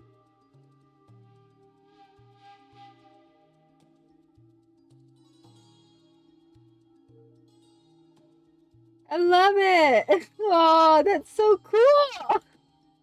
That's freaking awesome. Boss, wait. Don't I get a say in this? I love seeing a good character love note. I love seeing people like write a basically an ode to their favorites like that. I never get sick of it. That's so good. Well, no one's more important to me than you, boss.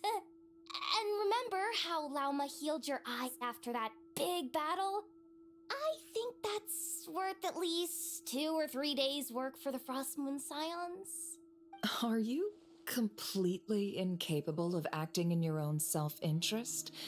Or do you simply devalue your own labor? Are you sure you don't want to come with us?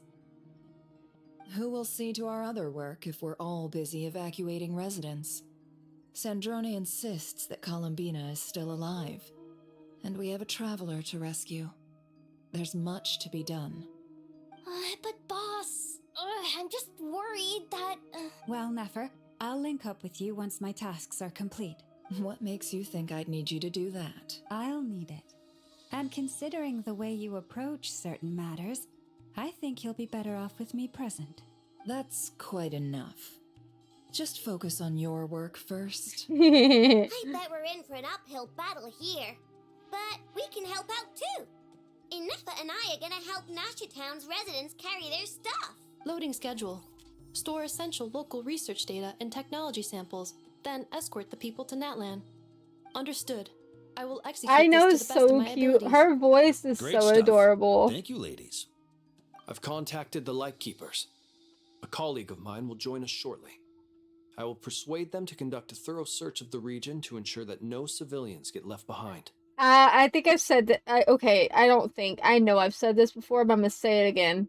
I love Aino's little voice cracks. Her little voice cracks are to die for. They're so cute. As for me, I guess I'll be making an early return to Sumeru. I think it's important that someone informs the Dendro Archon of what's going on in Notcry. Roger that. Someone should inform Mondstadt, too. Mr. Duran, can I trust you to handle that? I think you fly faster than any of us can run. As an added incentive, get there fast help enough me. and I'll see about getting your gliding exam waived. Really? Huh. Mission accepted, sir. What do you say? As an added incentive, get there fast enough and I'll see about getting your gliding exam waived. That's so cute. He's gonna waive his gliding exam. I intend to stay behind and help Miss Sandrone with her research. She has some alchemy-related questions that she'd like me to explore. She recognizes your expertise, then. I wish you a fruitful collaboration. Oh, hi! Shut up, don't talk about me squealing. Anyway, is it Ladette? Ladette? Which one? Ladette or Ladette? I don't know how to say your name. If I'm wrong on both counts, I'm sorry.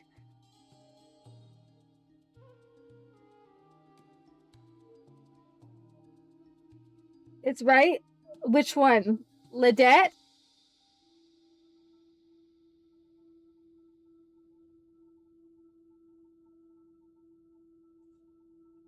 So, Ladette, yeah, okay, that's fine. Cool. Yeah, I'm playing Genshin right now. I'm in the middle of, well, I've been kidnapped, actually, so not great. I got kidnapped by a scary psycho doctor. Yeah, so, that's nice. Yay. Yeah, it's really heating up here in Nodcry. Like, Notlan was, like, not anywhere close to this level of intensity for me. Yeah, I would recommend it. The story is really heating up. Thank you. In truth, Oh yeah, it is I was Albedo. surprised to hear her express an interest in subject matter outside of machines. I missed believe she has Albedo. been investigating some Fontanian technology recently. She made a point of bringing the relevant materials with her when she You left cleared the all experimental these? design Wow. bureau. She's sorting through everything in her room as we speak. I should mention that we have one other friend who isn't present. He hasn't made his position in all of this clear. But if we know anything about him, he's likely investigating on his own. Paimon's been very quiet today. But I know how close she and the Traveler are with the Natlanese. She should come with us to the border. Okay. Paimon will do her best. Make sure to heed Sandrone's warning. Many of us have been cursed by Dottore. As such, under no circumstances should anyone cross Oh, are you national done? borders. Remain within Nodcry. Wait, are you all caught up, Kinsey? Like, totally?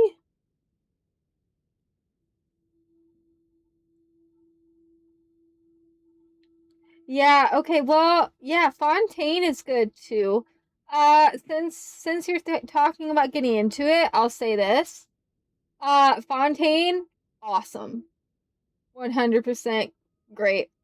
Probably one of the most fun quests I've done. In the Archon quests. Natlan, I'm gonna be honest. Natlan is a bit of a drag, but if you can get through Natlan and get to Nodcry, it's worth it. Like, Nodcry is probably, like, top tier Genshin experience right now. For me, at least. Like, I didn't enjoy Natlan at all. But Nodcry has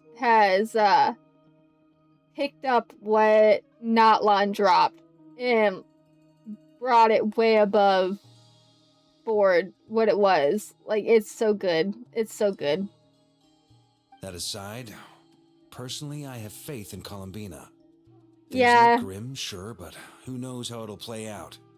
Same goes for rescuing the Traveler. Both of them are important And allies Esther. and friends.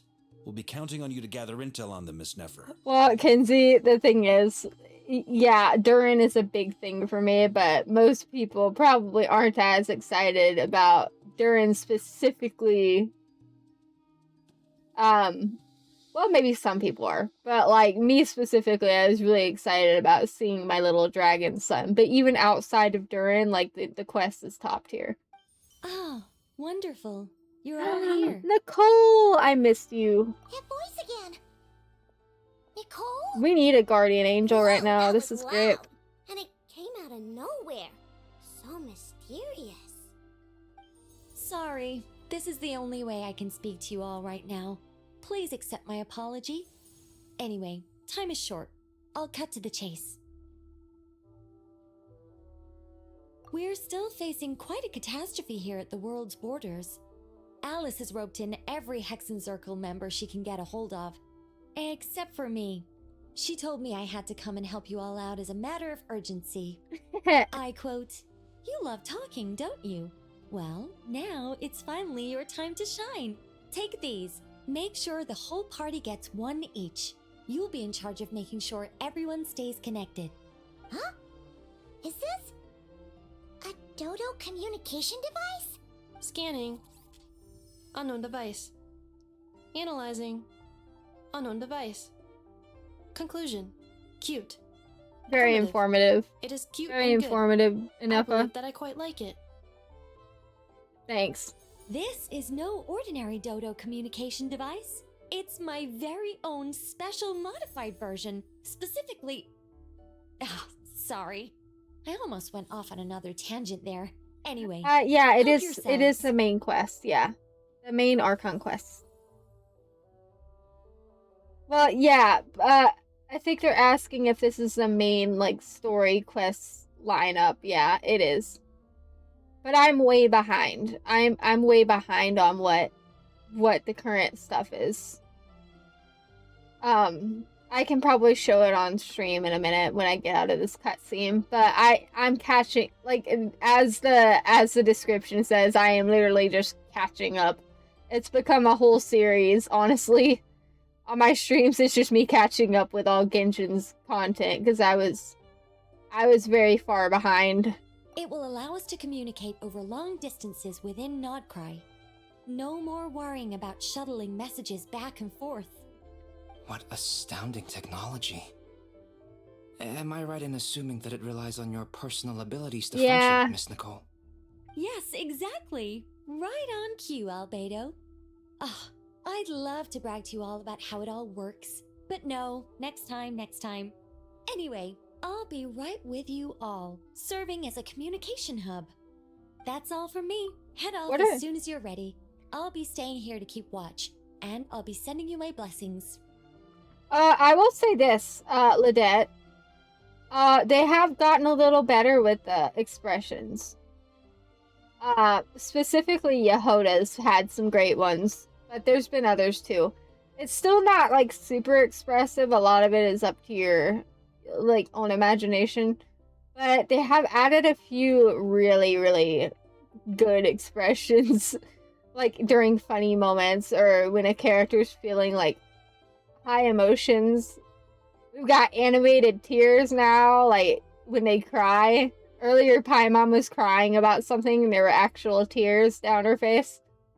So, yeah, they're getting better. I would still say they're not like 100% where they need to be, but Genshin is definitely... The developers are trying. They've started trying as of recent with expressions and, you know, doing more with what they have available now. So hopefully they'll do more in the future because it's been pretty cool to see all the improvements.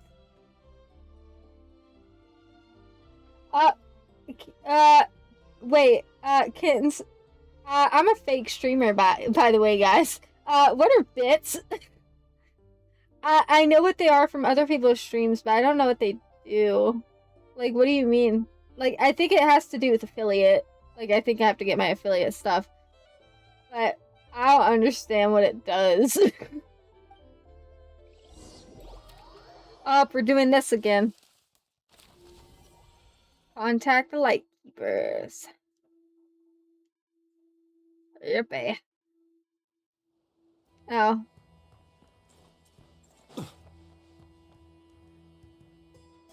I don't know. I figured it was some, like, just for fun feature or something. Oh, it's Edola. Ah, Sir Flint. Perfect timing. I just arrived myself. His You are voice most is cool. considerate, Master Elua. But in fact, I know you have been sitting here for quite some time. If you saw me, why didn't you say something? I was curious to see how long you could sit still for. Also, shouldn't you have managed to sense me approaching? That would be a first. You always seem to appear out of thin air without making a peep. Also, how many times do I have to tell you not to address me as master? I don't qualify.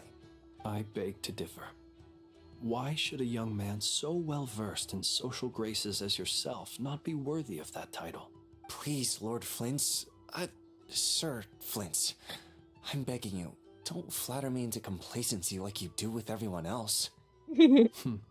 You understand me better than most. My newest acquaintances tell me I love complimenting others. What do you think? Well, I know he's asking Eloa, but I think you just like to flirt with people and frick with them. That's what I think. I think you're just... He really is a fae. He doesn't like break the mold of what a fae is, because he just likes to frick with people. Like, so, he's so funny because he flirts all the time, like with everybody. And sometimes I think it's like he's genuinely trying to mess with them, and then other times it's like I'm being gaslit into thinking he's doing it on accident. I can't tell if he's doing it on purpose or not. I think they don't understand why you do it.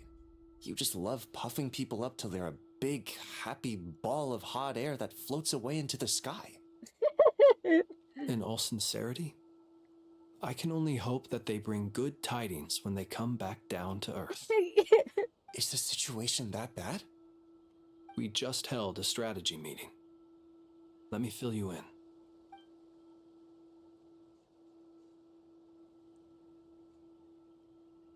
In short, we need everyone gone from Pyramida.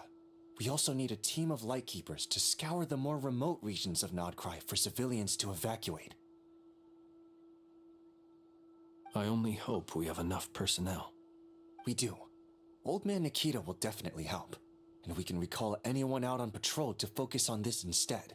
Good. I'm sure you and the others will make short work of this.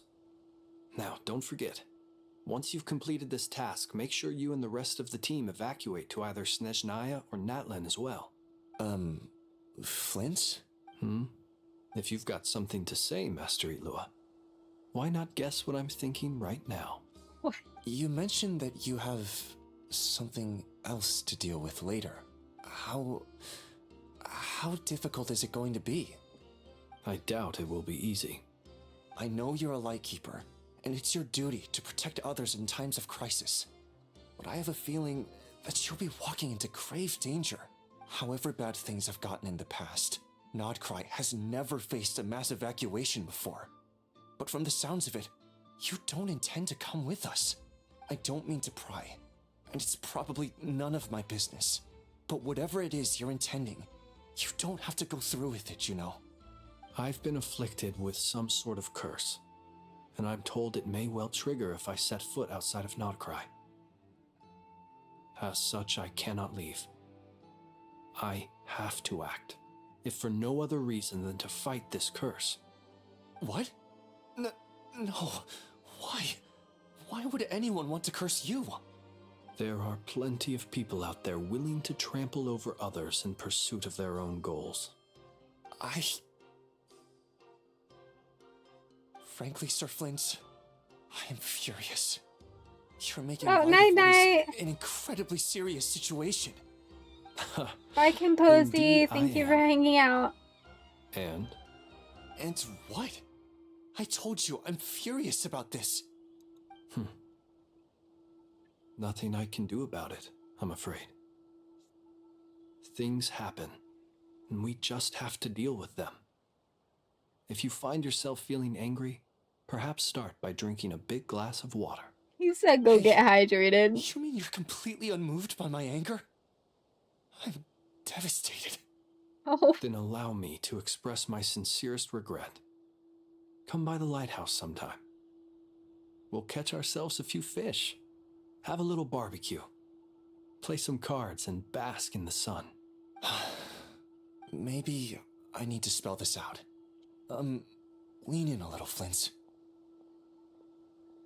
Oh my, this doesn't bode well. Word is that you were caught up in a real horror show recently. People were amazed that you returned safe and sound.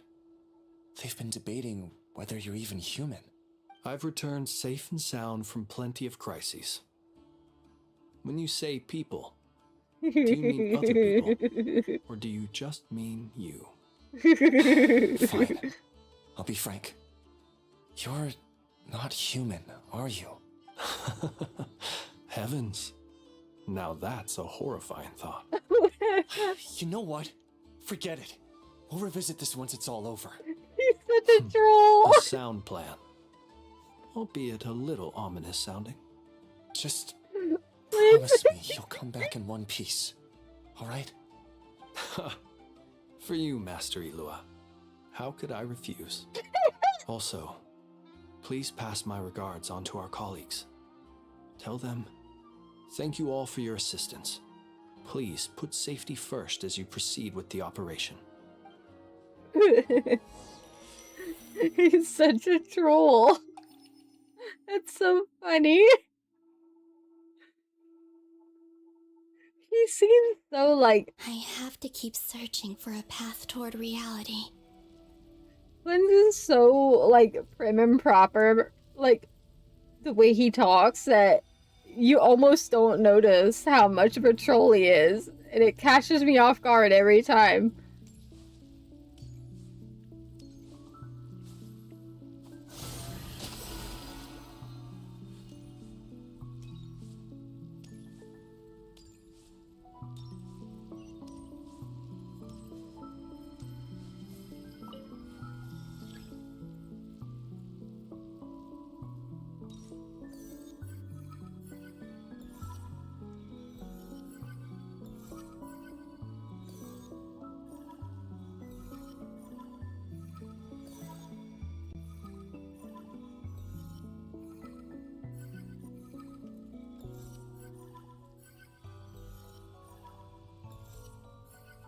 This should do it. The last 2 times I tried to influence reality in this space, it consumed a lot of Kuvaki. I'll try and be more careful this time. I need to leave key clues behind using less power.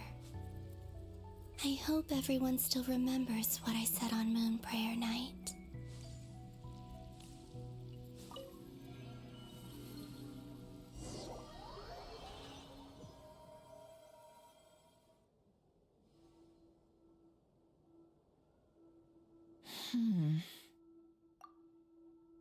Nothing here either.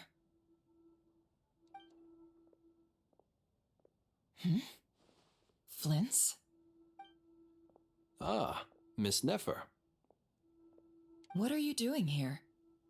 Unless... I just spoke with Ilua about arrangements for the search and came for a walk nearby. As for you, why would... Huh. It appears we think along similar lines. His little and face. neither of us likes to accept His things little at face narrowed value. eyes. As well as figuring out how to gather intel on the Traveler, I wanted to confirm some of my own suspicions. Also, we'll need to bring a lot of force to bear against Ettore, even if we're only looking to rescue the Traveler. We can't leave anything to chance. You don't think Columbina perished either, do you? I'm merely considering the possibility I love him that she too. He's survived, so funny. just as you are. How much can we really know about a deity like her anyway? Do you remember what she said on Moon Prayer Night? About using moonlight to send messages to us? Of course. I think that's why we're both here. Where have you checked so far? I've been focusing on the outdoors. Anywhere the moonlight shines. I checked most of Nasha Town, but didn't find anything. I checked the Curatorium of Secrets, and a few rooms where I thought I might find some leads. But no luck here either. The only places I haven't looked yet are the rooms in the flagship. But process of elimination isn't the only thing that brought me here. Oh, really? What's your other reason? After all that build-up, our mystery ally never showed up even once. Huh?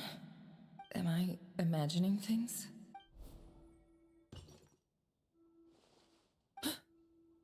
Come on, let's see what's going on. Oh no. I knocked over a vase as soon as I came in. It must have been caused by a Kuvaki fluctuation when I entered the space.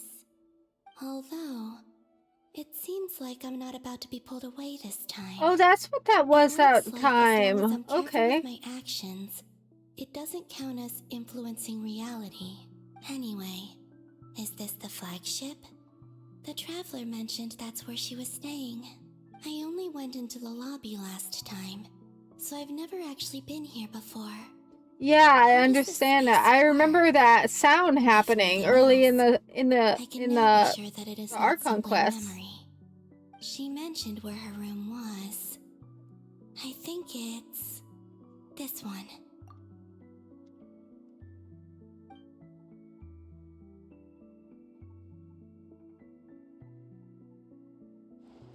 I understand what's going on now. The door is closed. But if this is anything like when I disappeared, then maybe...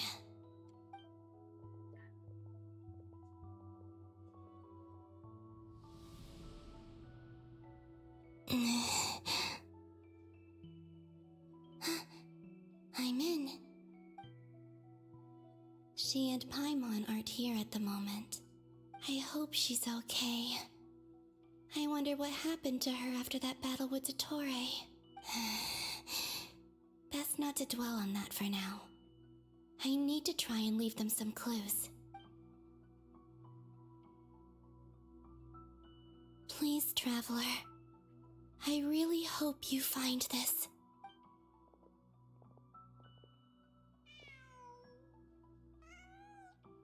Huh. Just a cat. Nothing else here strikes me as noteworthy. Didn't you stay here for a couple of nights once? Before Rerir showed himself, yes. It's also where the Traveler and I first met. Did you notice anything unusual during your stay? I remember thinking how much noisier the flagship is at night compared to the graveyard. Other than that, no. The Traveler and Paimon were most congenial neighbors. This is where they've been staying, yes? Over here? That's right. I wouldn't usually condone breaking and entering, but we can make it up to them later. Focus now. I have to write a message on the wall using Kuvaki, just like I said on Moon Prayer Night. Simply open your windows on nights when the moon shines bright, and the moonlight will naturally flow towards the words I have written. Here goes. I'll need to carefully control my strength.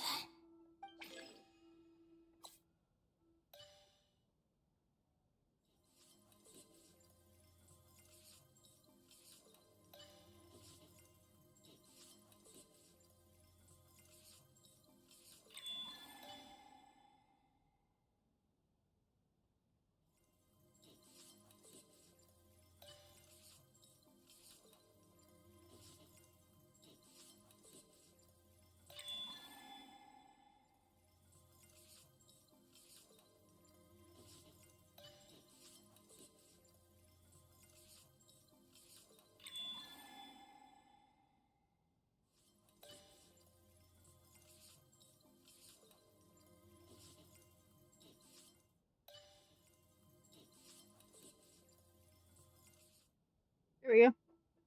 Yay.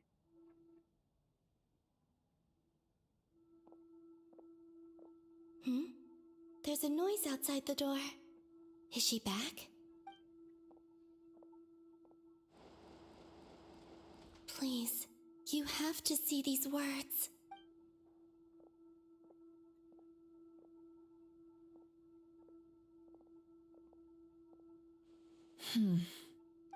Well, do you sense anything? Unfortunately, no.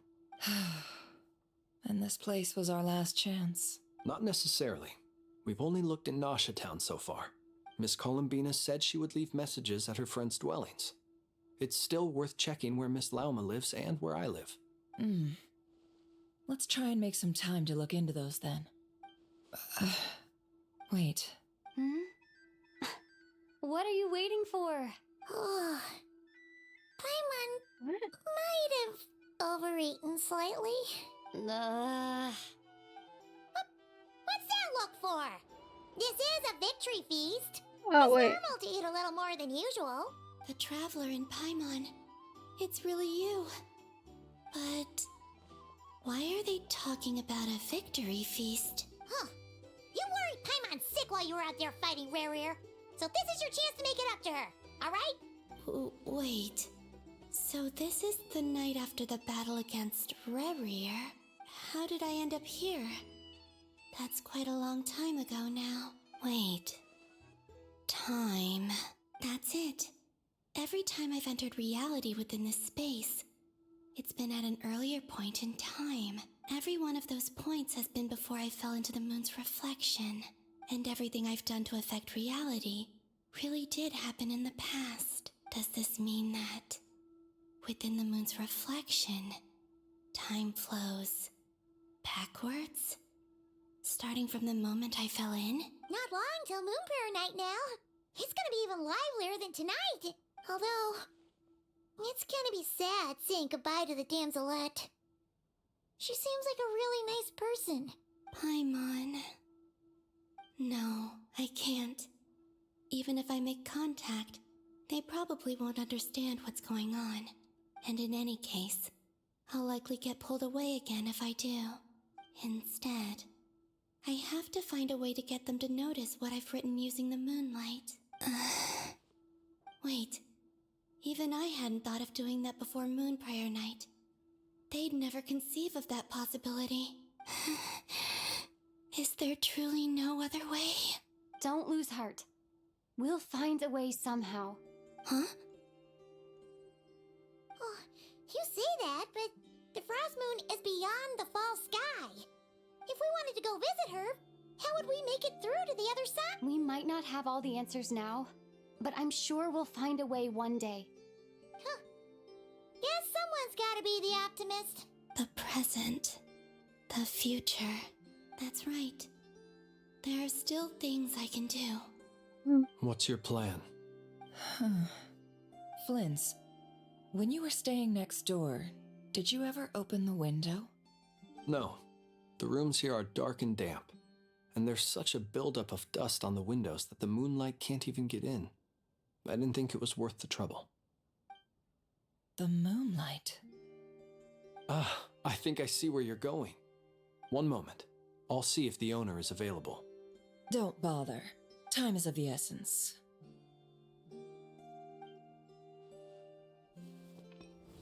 Time. Even if no one sees what I've written at this moment, maybe someone will remember what I said after Moon Prayer Night. I need to write down as much information as I can. And maybe one day... Huh? What's up with you? You can't even hold your cup steady. Are you getting tired? A little. Well, you should probably hit the hay then. You've had a really tough couple of days for you.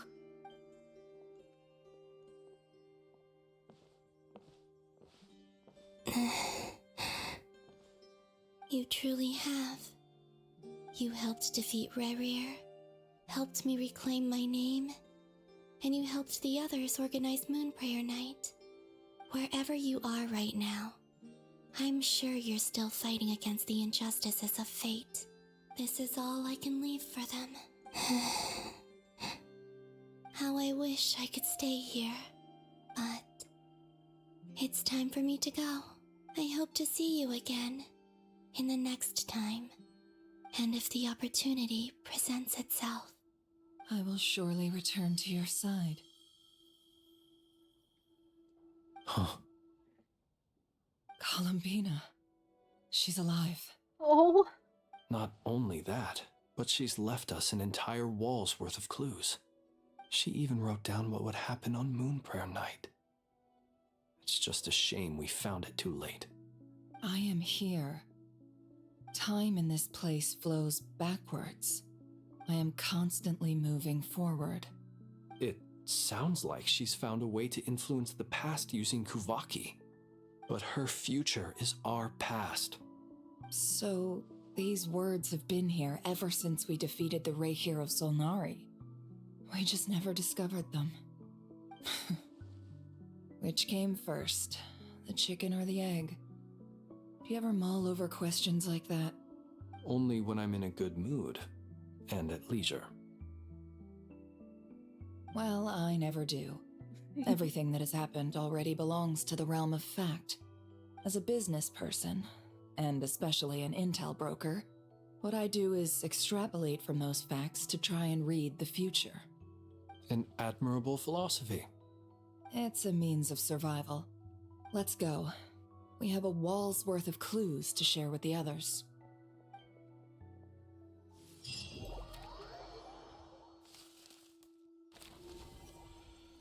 Ah, more poetry!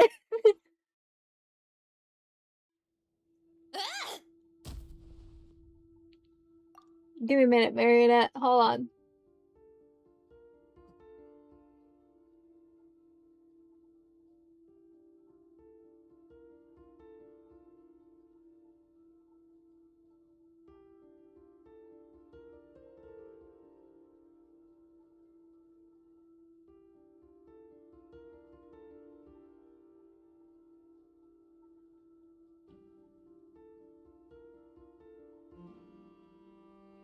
I am thoroughly enjoying having this master poet in my chat right now. This is so great.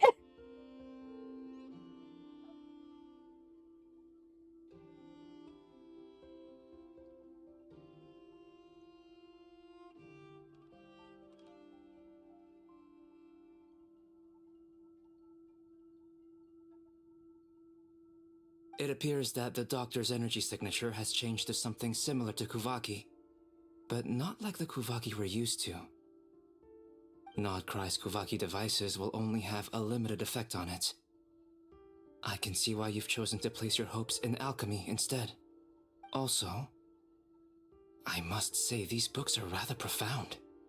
My subordinates just shipped them in from Fontaine. Some of them are from the Narcissenkreuz Ordo. Some are incident reports from Petrichor, and then there's a few test reports for these junk machines. Additionally, after some further scanning, I've discovered something extremely annoying. What's that? Teyvat's skies contain multiple moons. A long time ago, when I did my first scan, I detected 3, just as the legends say. But when I checked again just now, I detected 4 moons. So there's one extra? Yeah. Originally, I thought that if I could still find 3 moons, that would at least mean Columbina's still alive. But then it occurred to me that apart from the frost moon, Teyvat's moons are just husks. And husks surely shouldn't show up in the scan, since they're not alive.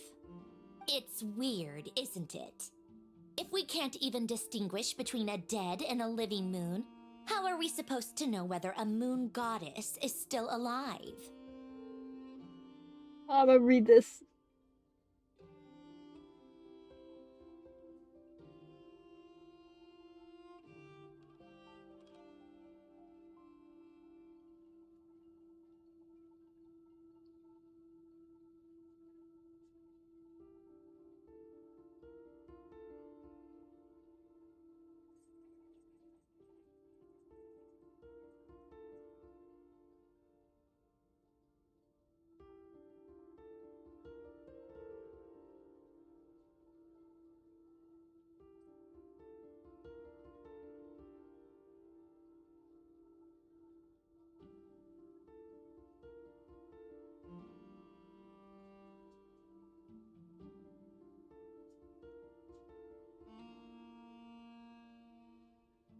Holy cow! Where did this master poet come from?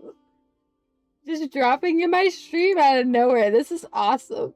I love this. I love it.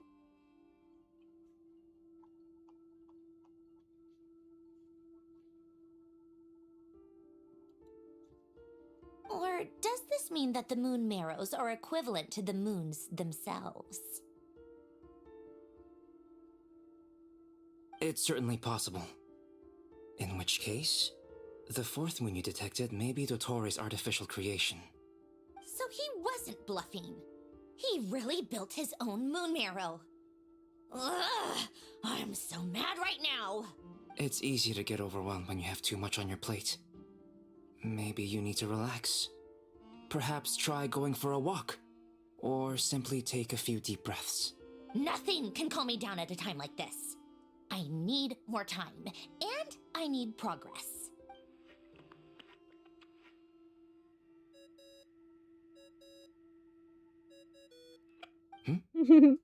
It's Mr. Flint's. I really hate that ringing tone. Ugh. First the four orthants of the Narcissenkreuz, then moon marrows. Now what? Oh, sorry if we're disturbing you. Might I ask what's troubling you? What do you want? We're busy. Are you still at the Curatorium of Secrets? Yeah. Look, everyone else is still out, so there's no hurry. Plus, I'm busy, so I would appreciate if you gave me some space. Even though we have I love it. intel to share. Fine, I'm listening. Do you intend to share it via the Dodo communication device? Ordinarily, I would, but this is a unique situation. I think it's best that we discuss it in person. See you at the Curatorium.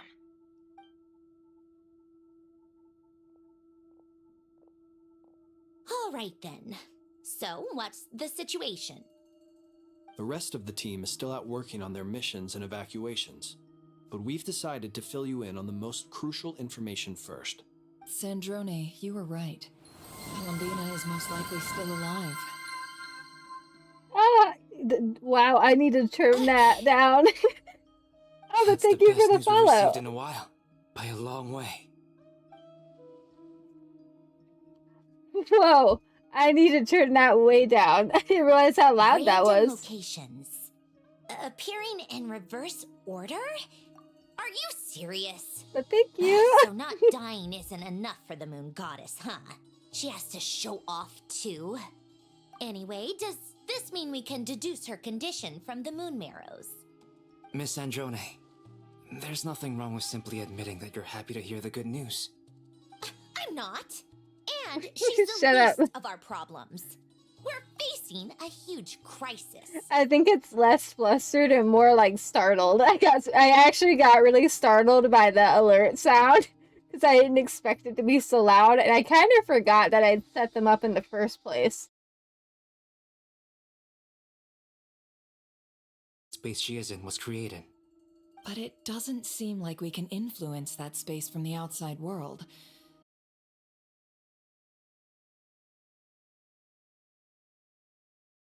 With your research. Oh. Are we good? Hello? I think the stream just died for a second. Are we okay? Are we okay now? Okay. I don't know what that was.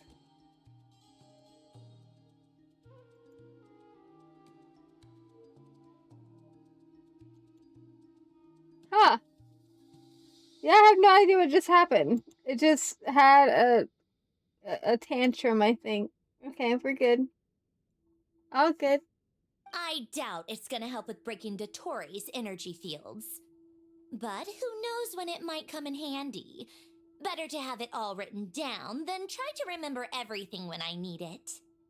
Alright, I need to get back to my research. Mr. Albedo has made a lot of suggestions that will require my undivided attention. Sure, I'll stay here. I have things to work on.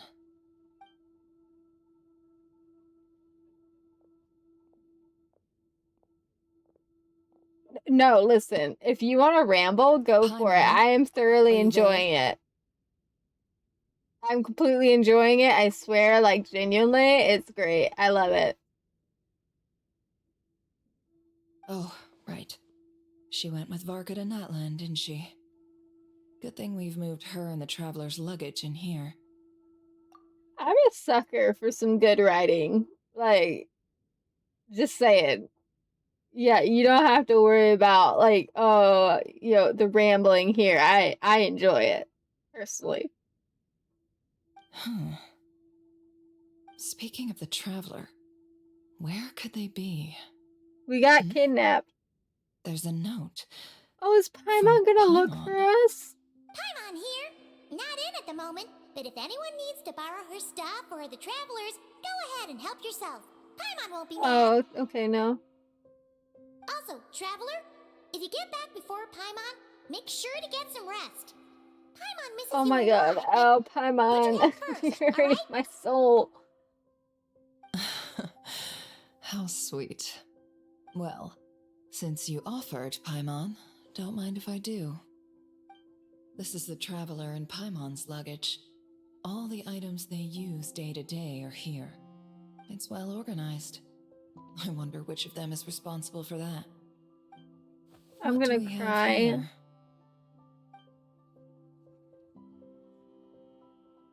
The camera captured a special moment that can only occur between people who are close to one another. You can really sense how the photographer feels about their subject. I wonder why this picture was placed outside. Is it because Paimon recently looked at it? Oh, you mean like, dialogue skipping? Ladette? Is that what you're talking about? Like the dialogue skipping?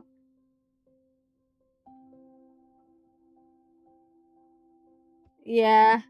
I mean, I get it if it's like a secondary account and maybe you've already played it, but I personally, I don't like skipping dialogue. I like to enjoy the story, so I try not to skip it. If I skip it, it's usually because it's on accident or it's something where I've accidentally repeated a cutscene. Because I got owned in a fight.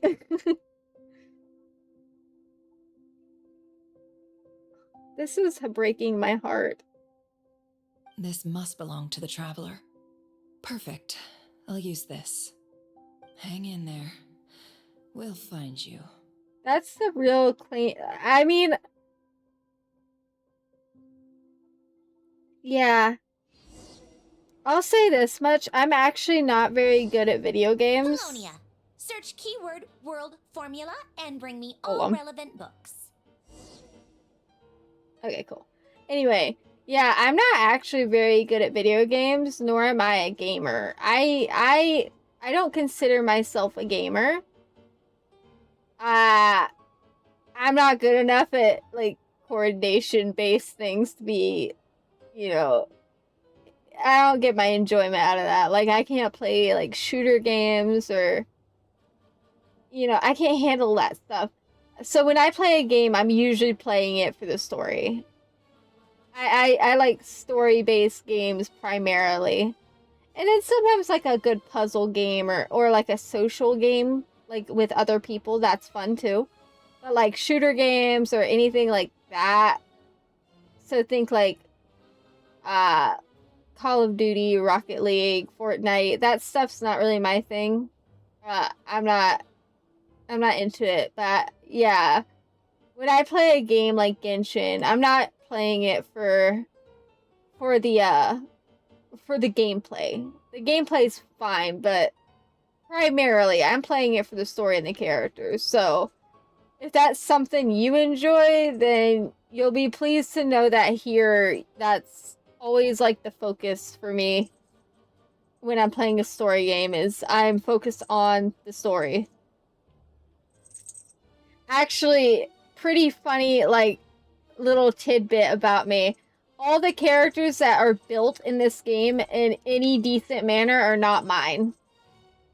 It's my account, but you can accredit all of that to Kinsey. Kinsey built all my my mod that's, you know, in chat. Kinsey was the one that built all my characters for me because I don't understand the numbers and the weapons and all that kind of stuff. It's like overwhelming for me. I don't understand it. So, yeah. Kinsey gets on my account sometimes and just like goes ham. She gets bored with hers. Kinsey's like completed her map and all that kind of stuff. And meanwhile, I'm just sitting there like, what the frick's going on? I don't understand this. And Kinsey will just go, bet, I got you. So I get to enjoy the story and not stressed about the game because of Kinsey. So she's like definitely like the MVP here.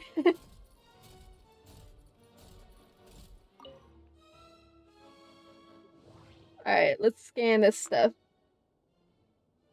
Your Inkonomiya? I'm sure I'm saying that wrong. Your Inkonomiya is 100%. I don't think I've ever met anyone with their Inkonomiya 100%. I forgot Inkonomiya was a thing. Alright, time to read.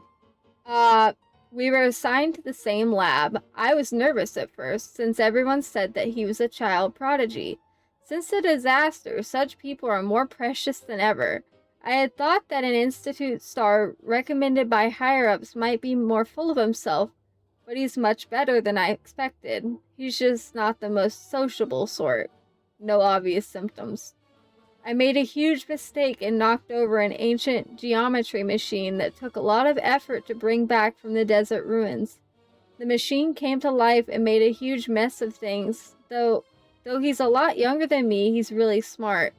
I can't believe that's how he managed to tame the machine. Maybe taming isn't the right word. Maybe the other engineers will look down on me for using it. But it really did feel like taming. I know modern clockwork machines well enough, so I can see the huge technological gulf between the two. Even disregarding construction, we will make little meaningful progress if we do not resolve the power issue. But I still have to be careful. I've never seen Elaine angry, and I don't want to find out what he looks like when he gets angry. A few minor symptoms. Took the day off. I can hardly believe it. Elaine came to visit me, and even brought his sister. She's a lovely little lady, and unafraid of strangers. A fine day indeed. We discussed the idea of a thinking machine based on gems and tape circuits. I used the word discuss, but actually, I just said things like, oh, or that's really amazing, or how will you do that, whenever he paused, and didn't make any real contributions. That's how I socialize. That's how I socialize when I don't know what to say. He was really into it, though, and he behaved very differently then. He behaved very differently than he usually does in the lab. His little sister is probably way smarter than I, a research assistant. It seems that there are interesting upsides to having my disease flare up, but I prefer to return to the Institute and help as soon as I can.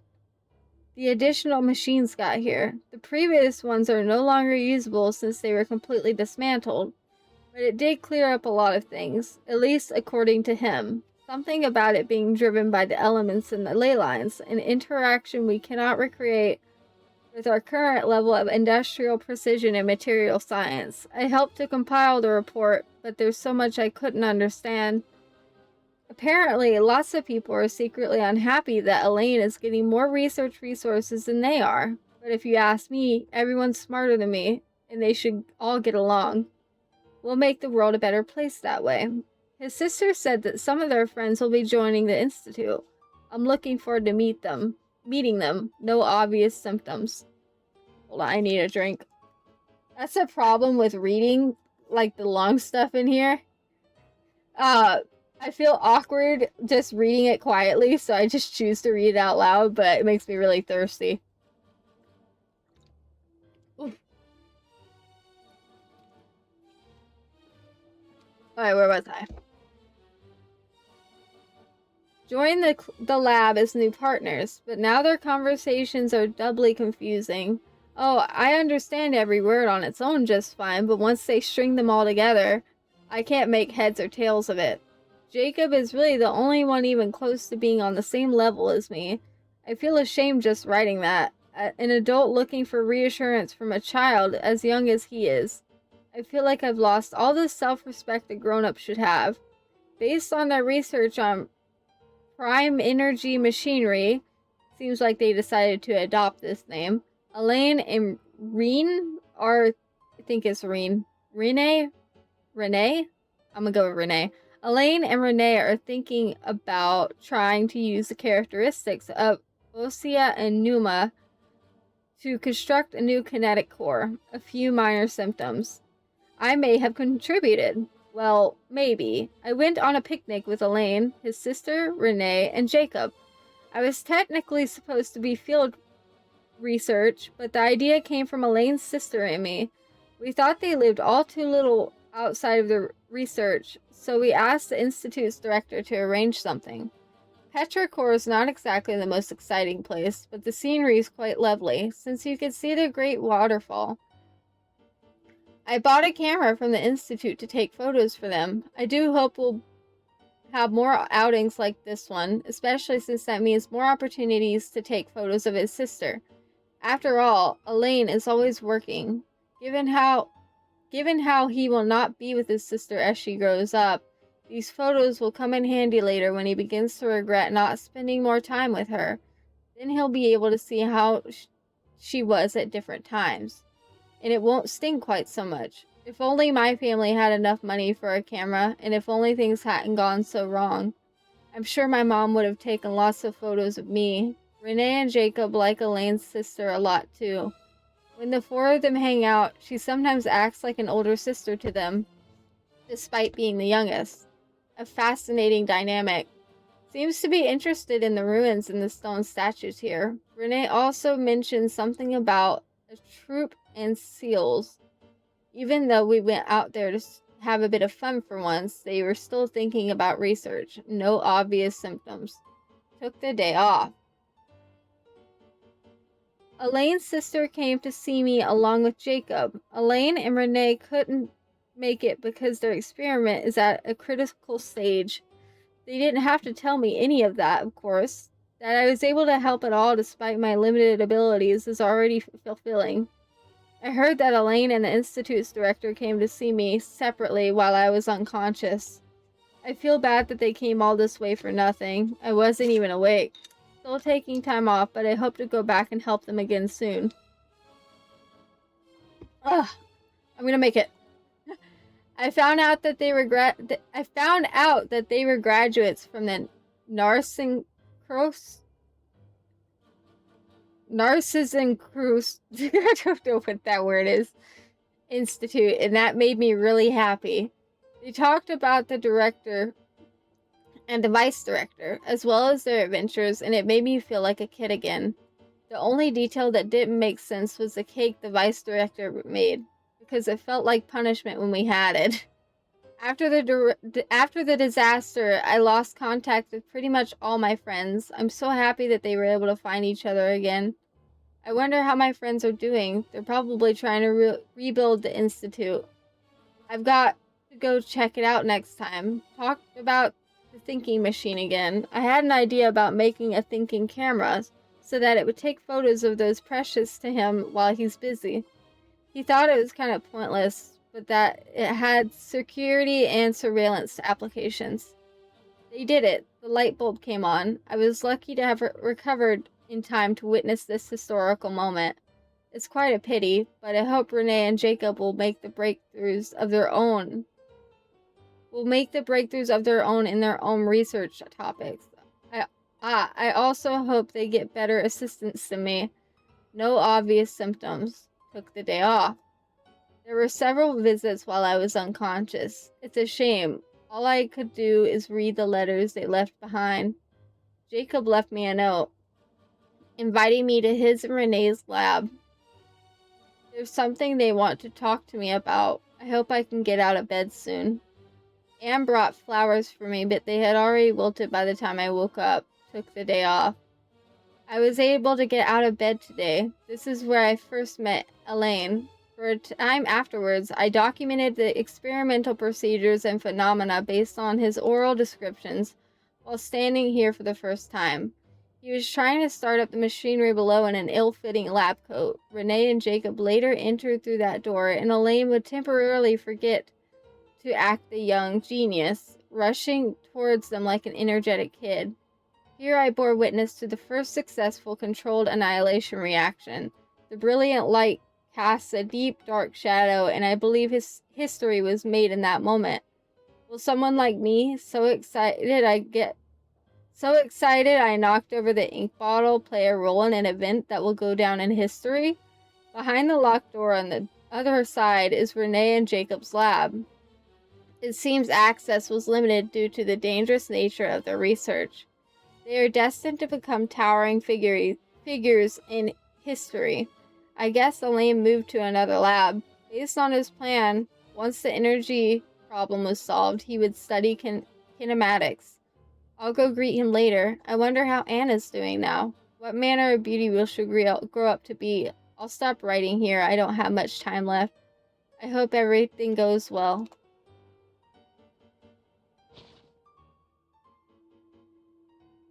Keyword not located. Okay. Here we go. Okay, that's shorter. In light of the formal and rigorous proof outlined above, I believe that the correct term for this situation is Fortuna.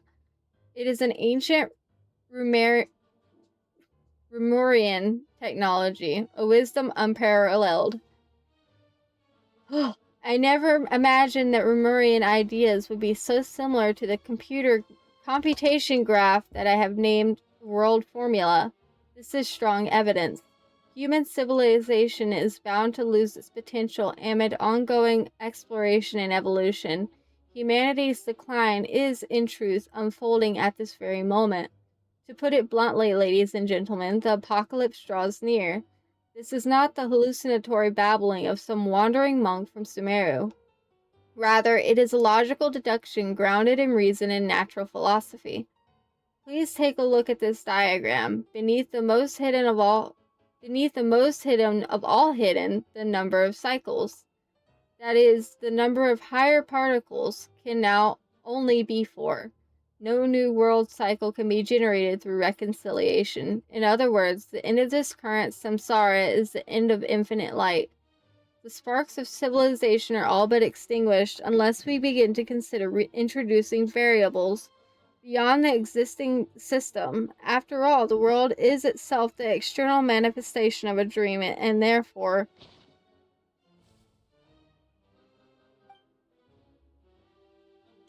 I want to read the rest of it. Let me do my thing.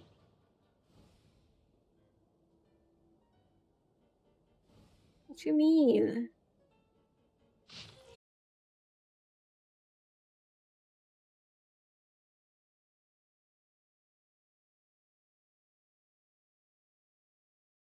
At sites where battles took place. Ran into Renee and Jacob. Oh, come on.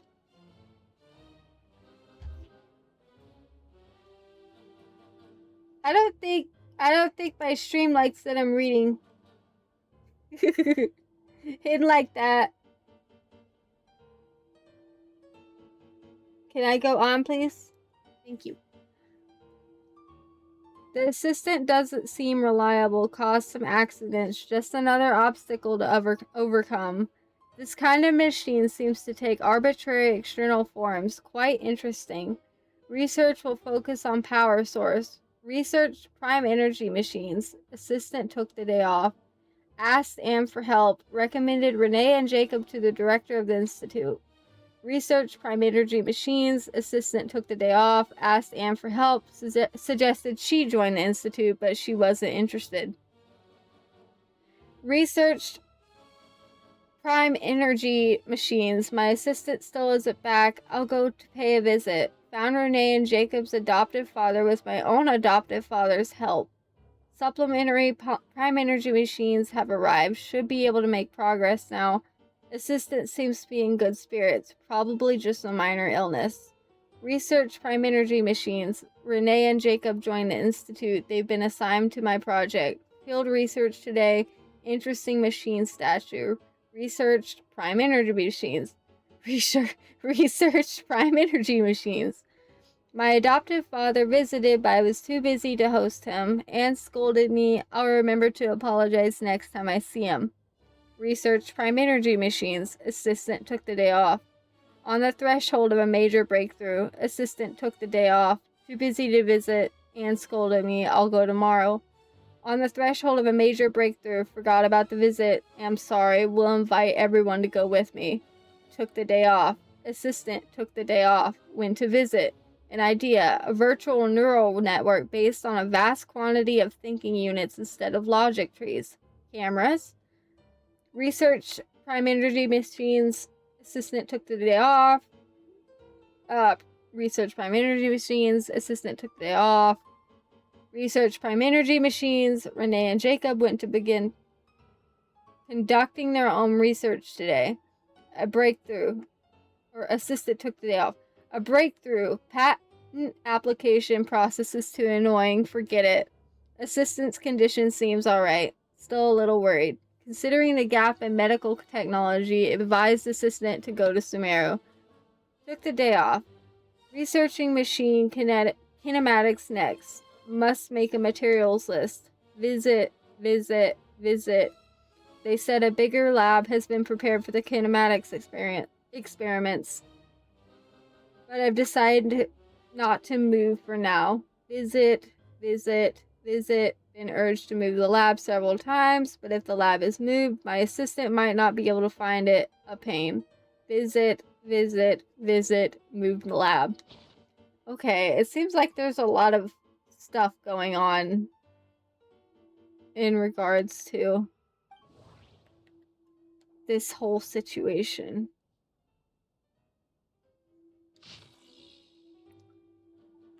Oh my goodness. Though it's a shame, we'll have to miss it. I was looking forward to Coppelius's new work. Ever since he was a child, he's always been incredibly talented. Out of consideration for everyone's safety, it has been decided that the Institute shall close. Driven by the energy and vigor of youth, the young ones are clamoring to go out and do battle. I hope someday they will understand the importance of prioritizing post-disaster reconstruction over marching off to die. I fear that it shan't be long before we must depart. We've chosen a good piece of land near the Fountain of Lucine as the post-relocation site. They even say they want to use the land to build an opera house. They'd sooner set faces aflame with shame and laughter. To think that anyone could be so comical. We're going to pay our respects at Basil's grave. I hope it all turns out like Emmanuel said. However, it's the Institute's responsibility to support gifted and talented youth. Met with the newly appointed Udex. He has a peculiar temperament. Seems much more reliable than Leon and those other clowns. If all goes well, it has the potential to completely revolutionize our understanding of clockwork mecha. The proposed methodology and plan are reliable, worth paying more attention. The results of early phases have been satisfactory. We will increase our investment. Carter's leave requests have been increasing in frequency. Better have someone keep an eye on him. He may be having financial difficulties.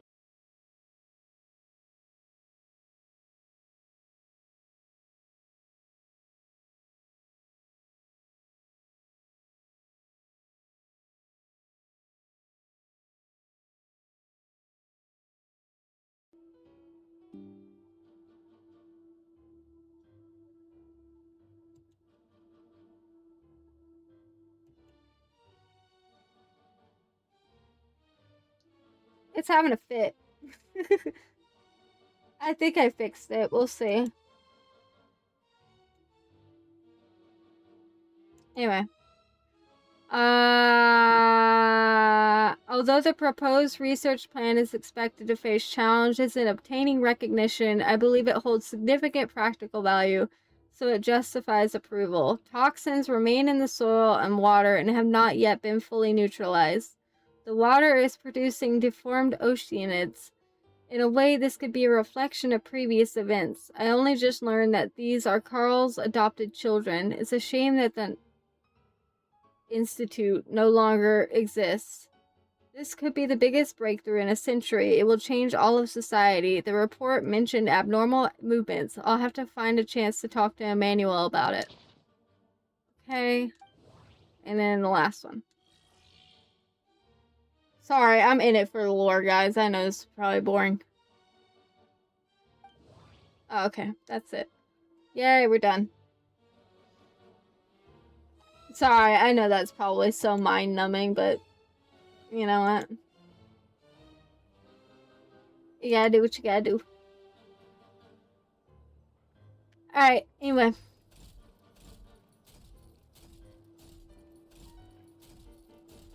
Here.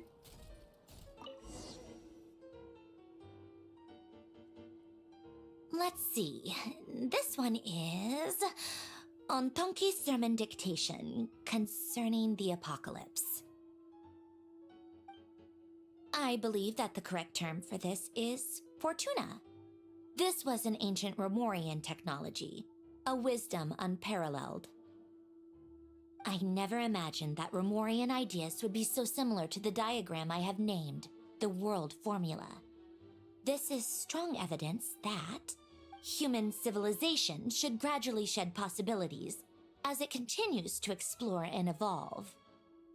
The end of humankind may well be upon us right now. The sparks of civilization shall run out, unless we consider introducing variables from outside the system. Variables. Surely that can only mean one thing. Descenders? Dottore likely captured the traveler because of her descender status. But the Three Moons' authority comes from the world itself. Why would Dottore need anything beyond that? Where does this variable factor in? The world formula calculates the fate of an entire world. Introducing a variable would therefore give us...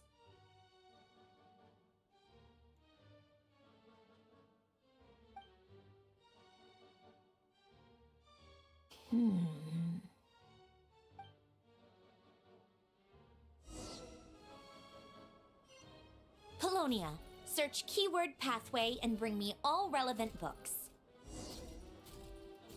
Oh no. Oh, there's more reading. No! I gotta do it. Following Guillotine's instructions, research went well. We created a clockwork mecha that can release energy. To be honest, we no longer need to call it a clockwork machine, as it doesn't rely on elastic potential. It'll be compelling to see what results he achieves next in kinematics. There's no way old-fashioned clockwork mecha can withstand such power output. Even young geniuses must stumble now and then.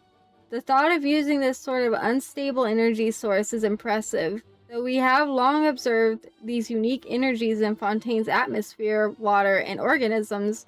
It has always been regarded as a latent threat rather than a potential resource. Aren't there a few young geniuses too many nowadays? The director is pleased, sure, but won't someone spare a thought for us ordinary people? I mean, not all of us are as simple-minded as Sherbius. It received a very high rating. If the patent were to be granted, the potential financial gain would be considerable. However, I decided to decline the opportunity because the machine was practically all Guillotine's work, and I can take no credit there. My family was quite angry about it, but as an engineer, one must have at least a little dignity and self-awareness. Still making improvements, and output efficiency has increased. Seems to have been specially recruited. That's good. Had he continued that line of research, who knows what horrors he might have unleashed. At this stage,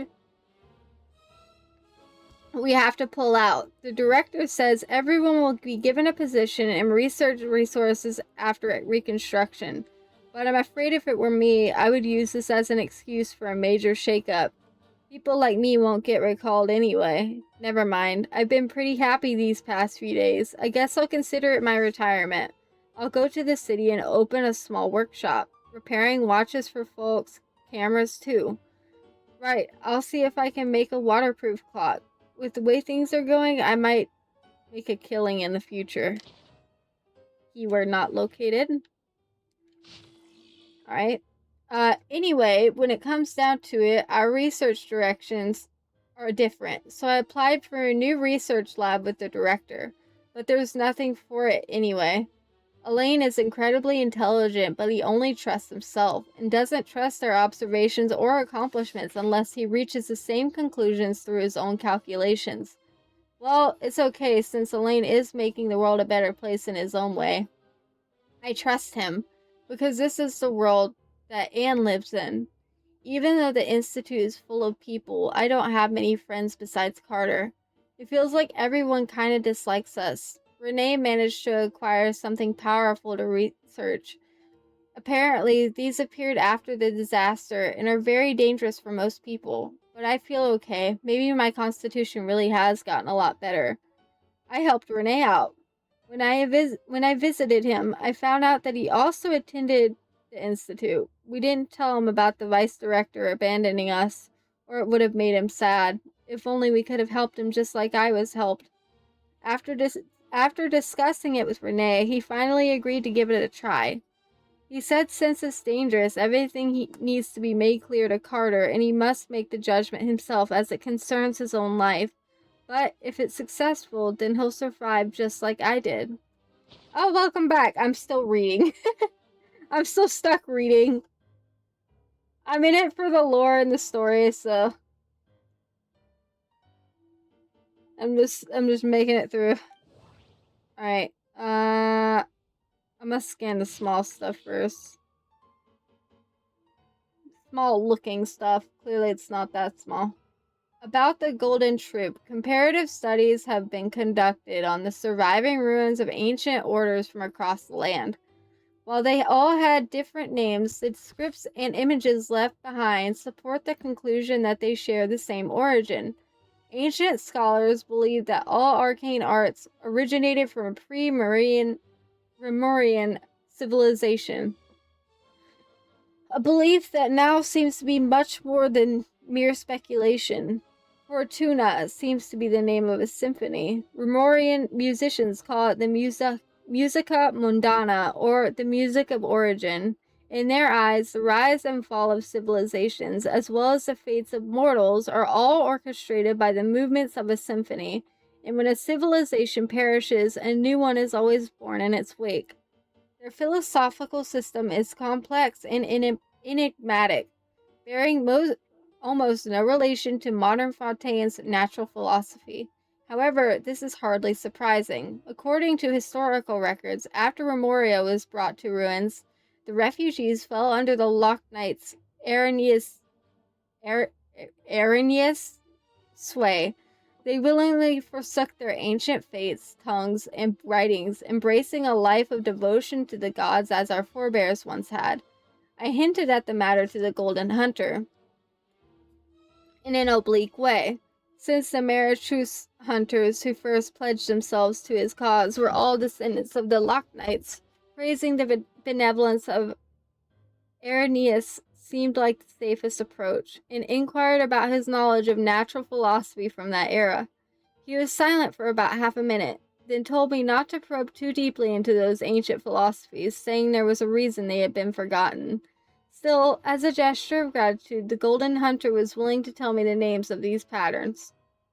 The seal of chemical marriage. According to him, this symbol is even older than Remorian civilization itself, and was one of the gifts bestowed upon King Remus by the Golden Bee. What exactly those were remains unclear. The rise and fall of empires and civilizations, the ascension of mortals and the emanation of light, what is this? Even dreams of surpassing the gods, what is this? All of these can be represented by this formula.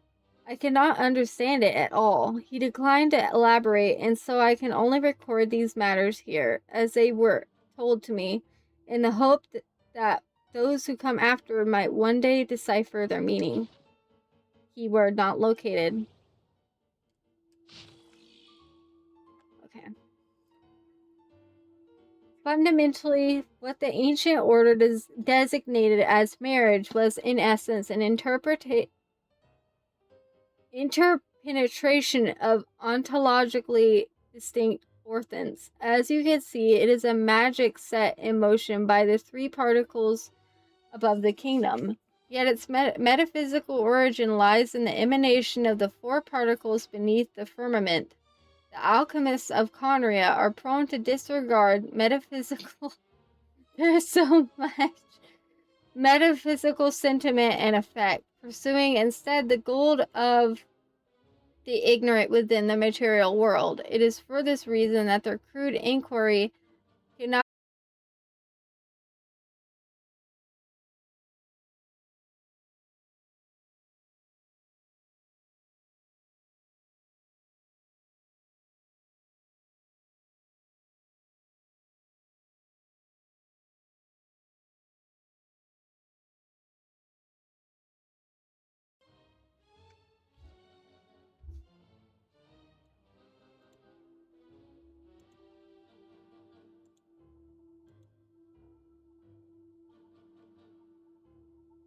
It's pitching a fit. I think it's because I need to update my PC, but I'm not gonna do it while I'm on stream. So it's just gonna have to put up with it. Where was I? Saw leads a second unattacked, but you have all in the clear light, and some, though not all, in the dark. This is not because they possess any sanctity that renders them untouchable, but because they offer no benefit whatsoever to the world formula. Only mediocre minds, foolish beyond a certain measure, would actively seek to trespass upon such prohibitions, because in the eyes of the ignorant, taboo and precious are semantically identical. They fail to recognize that, in most cases, taboo, like convention, lacks merit for deeper inquiry. Take heed, what we speak of is the act of overlaying your dream upon the dream of gods, of overlaying your law, your will, and the starry sky upon ineffable sacrifices and despair. We do not speak of following emanations to achieve ascension to the ranks of gods. This is a base dream doomed to perish within an eggshell. What I aim to teach you all is the principle of transcendence, the infinite expanse, and the innumerable stars within it. You too must act in this manner, unbound by any constraint. To choose division for the sake of convergence is the necessary path of marriage. At its core, magic is the science and art of effecting change according to the consciousness. Marriage is the instrument through which that art is realized.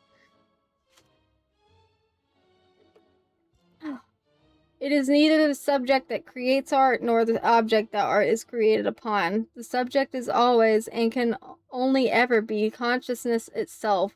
One who is free from the weakness of consciousness bows neither to the gods nor death. Okay. I got one more thing to read. Okay. It seems the ordinary diary machines can no longer satisfy him. As a result, the director used national resources to obtain something truly horrifying. Rumor has it that someone was nearly killed. I hope this will help him achieve his research objectives. They even got him some rare diary mechanical parts being studied by Sumera researchers as part of the package. Things went out of control for a third time. Guillotine may be willing to risk his own life, but that doesn't mean the rest of us feel the same. I came up with an emergency damage control strategy, and I hope we won't need to use it before he finishes his kinematics research. However, given his personality, it seems unlikely that he'll ever truly complete that research. It seems that his experiments into machines were intended to create a mechanical dog as proof of his accomplishments in kinematics and material science. It's actually a good idea and could be showcased in the city, and the creature is much more personable and likable compared to the automated turret next door. At least he lived long enough to be poached by the Marichus hunters. It wasn't easy for us to survive this long either. But what will we do with this blasted crazy killing machine that can repair itself? Whatever, that's a problem for future generations. Keyword not located. Okay, anyway. It looks like it's gonna make me read one more time. Because there's another thing, but... Anyway. Otonki Sermon Dictation. Explications on the Chemical Marriage. These titles are pretty esoteric. Observe and compute the pathway displayed in the guidance diagram. Deconstructing and reversing its effects could generate potential ideas. So, it's one of Renee's draft lectures. Deconstructing the pathway. I suppose that could lead to a breakthrough.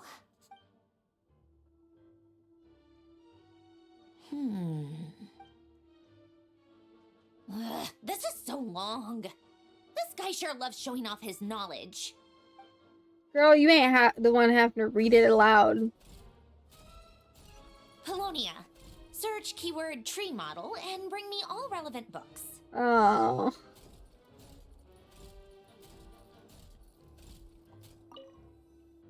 I whine about it as if I don't have a choice.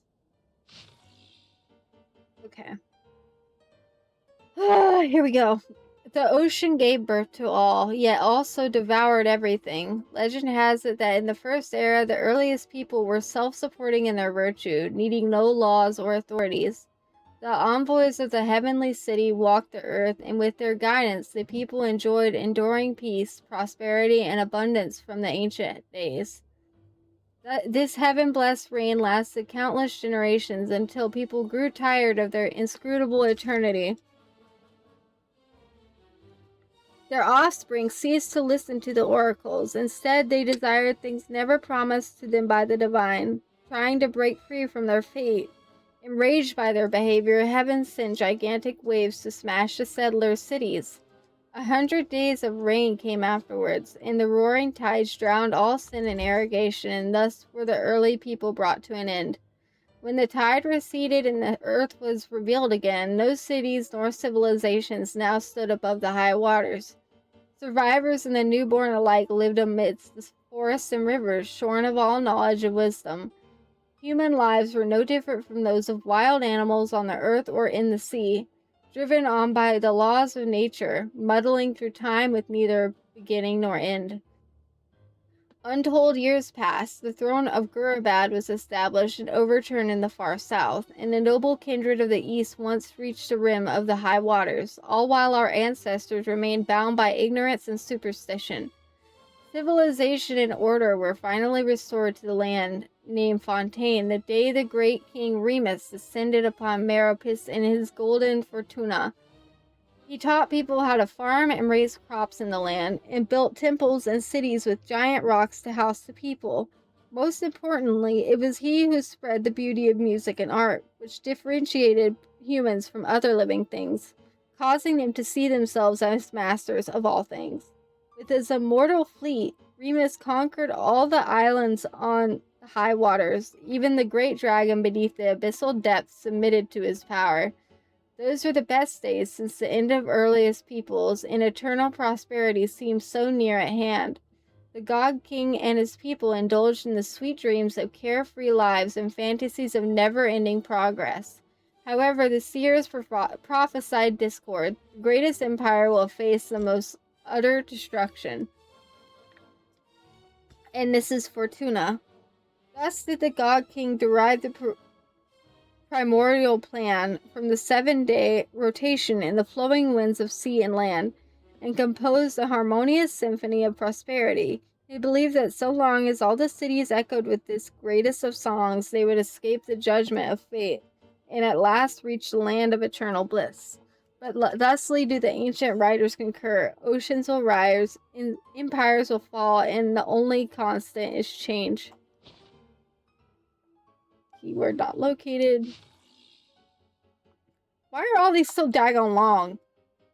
No one can know the root cause of every incident in the world. Humans are neither wise enough to predict the future nor able to stop unfortunate accidents from occurring. It's a shame. There's nothing more to say. Alain Guillotine, in response to a question about his early years from Nellie Cochrane, chief editor of the Steambird. After retiring from the Fontaine Research Institute, Guillotine declined all invitation from the Palais Mormonia and civic organizations from the court of Fontaine. Instead, he withdrew to the Barrow region countryside, living in near total isolation from society. Notwithstanding, even prior to this, the reclusive old man had never formed any deep connections with others. If I can do this. If we were to take Madame Nellie Cochrane at her word, then Elaine Guillotine was at heart a lonely shut-in, always burdened by a profound sense of insecurity. It was for this reason that he maintained a detached attitude towards others, as if by pretending to be unperceptive, he could hide the keen sensitivity of his spirit. He could not ease his own pain, nor share it with anyone. All he could do was enclose it like a pearl within the shell of his heart, shaping and polishing it with his very flesh and blood. Of course, Guillotine students would not accept such claims, dismissing them as attention-seeking nonsense, and nothing more than a smear on their master's reputation. This was the main reason why Rogier Coates, the third director of the Fontaine Research Institute, filed a lawsuit against the Steambird. He never employed any servants to tend to his daily needs. There were rumors that, in his youth, he had created a mechanical device capable of independent thought, and had used it to assist him in his work with Mary Ann Guillotine at the Mauritius Phantom. As a result, he had no need for servants. He only needed to create more of the same device. However, such claims are clearly at odds with the facts. The personal effects that Guillotine left behind after his death include nothing of this nature, and so-called mechanical devices capable of independent thought are entirely inconsistent with the ideas he expressed in his manuscripts, as he wrote in Hierarchical Calculating Machines and Intelligence. The real question isn't whether machines can think, but whether humans can. Fontaine, whatever. We have every reason to believe that whatever contraptions Guillotine crafted in his workshop in his later years were deliberately destroyed long ago. After all, it's hardly uncommon for an engineer to discard their designs. Popular fiction has offered many flights of fancy about these contraptions, yet all such tales contradict the surviving evidence. Nevertheless, we must recognize that as a cultural symbol, Alain Guillotine's posthumous work has been instrumental in stirring the imaginations of the young. Nope. Please be short. I like that. I'm gonna do this one.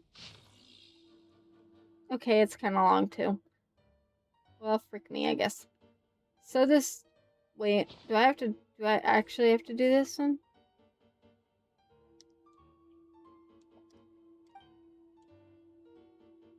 Well, okay, I skipped that one, whatever. I thought it was me. This is a story from many years ago. After the evening banquet, Miss Aviva, who today would be Lady Ninanin, was, as always, theatrically grousing to us about the all-too-swift march of science. Though her grasp on engineering is even less firm than her knowledge of Watatsumi Island's soil quality, and of course she knows nothing about the latter either. But self-proclaimed interest in engineering was in vogue amongst some ladies and gentlemen at the time. Our ancestors had already conquered this land thousands of years ago, she said as she cleared her throat, twirling her jade-plumed and blue-gemmed encrusted folding fan, while endeavoring in vain to wear a visage of despondency. And a few hundred years ago, they conquered the oceans with ease using new diving equipment.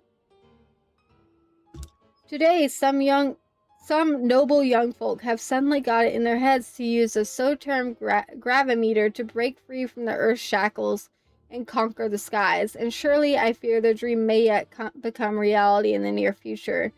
Indeed, it is just as you say. Humans, what a mighty and energetic species with such great wisdom. No matter the circumstances, humans ever seek to change their living conditions with unimaginable passion.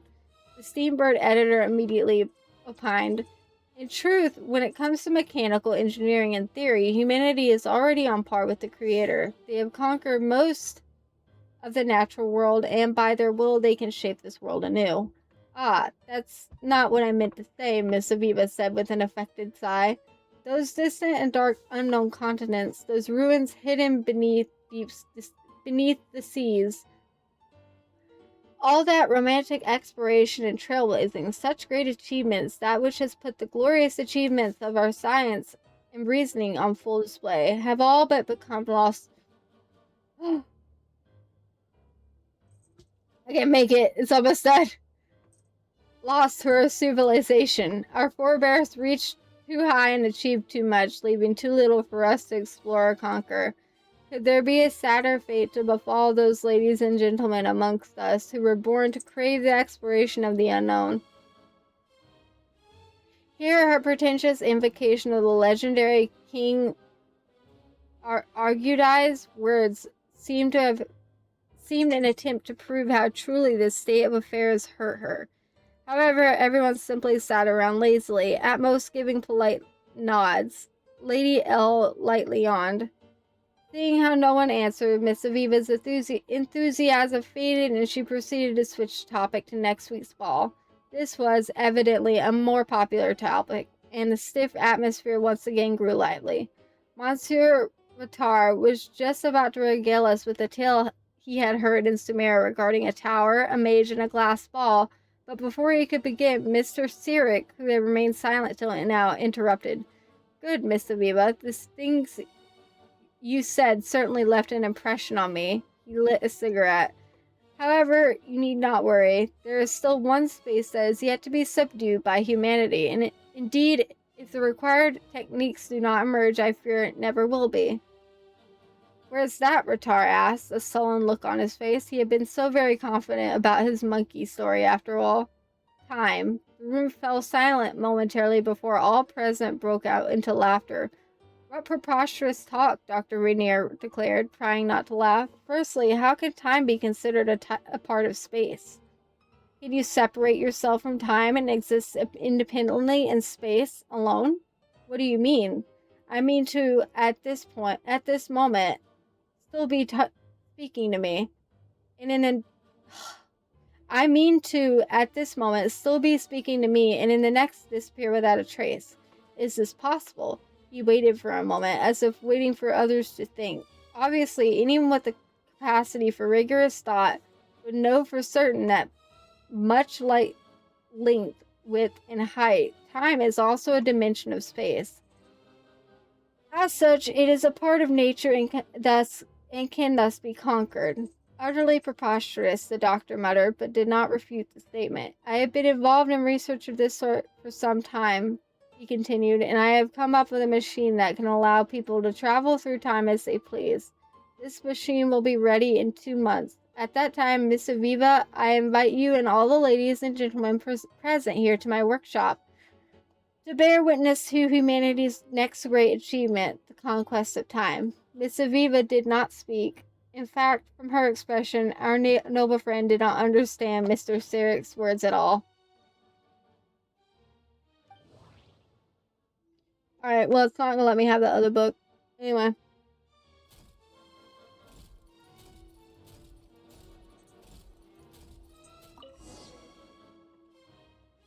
Ugh! Most of the experimental devices proposed by the Lilia Crucis Ordo are built based on the simple and basic logical structure of a tree model.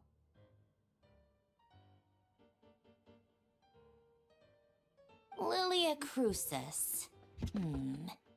Guess they were trying to cover up the name of the Narcissenkois Ordo? When Duke St. Germanus departed, he said, "It seems that there's no going back." Alas, he is only a genius when it comes to machines. In all other things, he is but ordinary. Excuse me? I'm sorry. That's just ridiculous. What kind of book is this? Great Detective Herlock, the Alchemist and the Clockwork Saint? Isn't this a novel? Come on. Still, the author swears that they knew Renee well. Whatever. I guess it's not beyond the realms of possibility that Renee would say nonsense like that on occasion. Memory, wishes, souls, and persona. Frankly, this sounds more like occultism, but if Albedo vouches for it, I suppose there must be some alchemical basis to these techniques. The way Alain Guillotin saw it, the world was comprised of machines. The universe needed machines, and thus his technologies were created. That's why I was born. Renee, his full name was Renee de Petrichor, if I recall correctly. Sounds like he and the town must be intricately connected.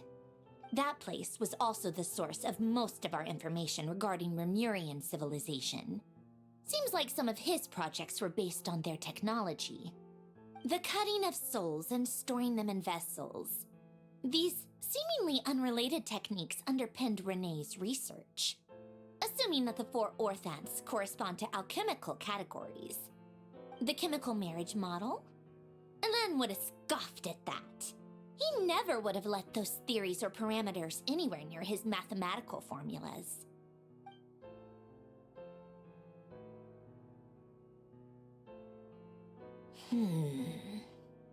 What was Alain's view on Renee? I know he mentioned the name, albeit very rarely. Oh, now I remember. Alain's old notes are here too. They mentioned Renee once. Renee seemed most out of sorts when he spoke to me. A lack of sweet foods has dulled his mind, I should think. Either way, his words are not to be believed. Yep, that sounds like Alain. My subordinates actually did a half-decent job digging out all these materials. Makes a change. Good for them. Some of Alain's old files are completely consistent with these records. My throat hurts. He must have gotten them from the Tower of Gestalt. I never knew he got his hands on Renee's records that early. Heh, he may have kept them, but he never even attempted to use them. Didn't believe a word they said. Come to think of it, Renee's world formula was filled with calculations of constants. That shows he believed that the fate of the world to be predetermined. As for Alain... it's been too long. I forget what he said. What would he have said? A guy like him, fervent believer in machines, but not headstrong enough. The world can be changed. It is worth persevering. Yes, that's how he used to think at least. He created that procedure to save this world. Yet the scale of the world's fate proved too enormous. The result was beyond his ability to calculate. He died having never seen the outcome. And there I was, left behind in the ashes of his dreams. Did you really never take a close look at Renee's research? Or did you read it but deem his philosophy incompatible with your model? The very thought of trying to incorporate his ideas probably made you feel sick to the stomach. Well, don't worry, because there's a whole new category of lunatic in town. Next to Dottore, every other madman looks sane. You once asked me what I wished for. Should have asked him instead. He's the one pining for things you'd sooner die than witness.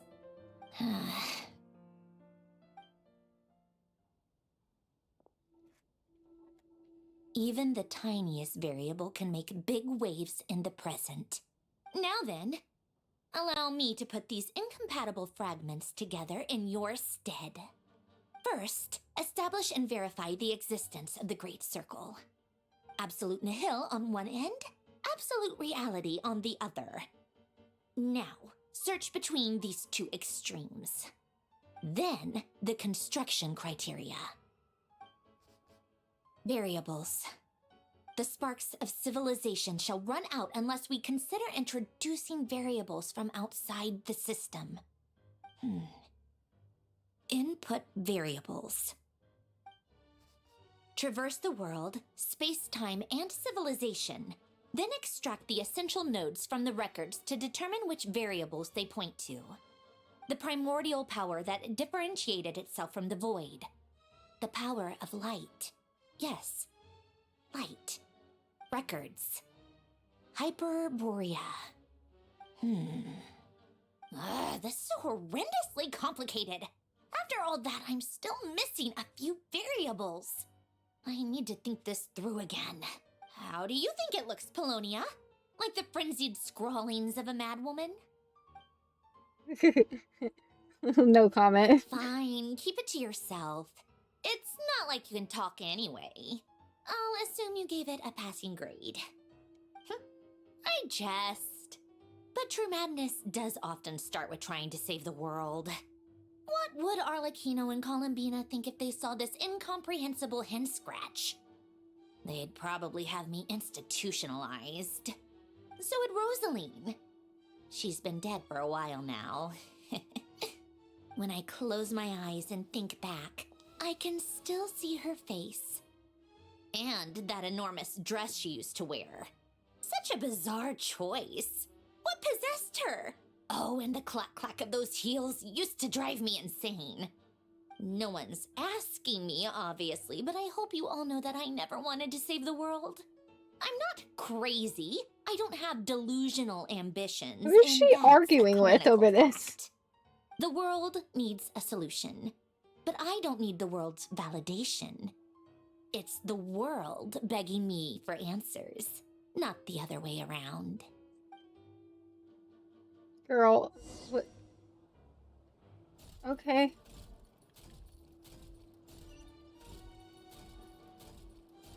She's just having this whole conversation with herself. What the frick are these wanted posters? Do y'all see that?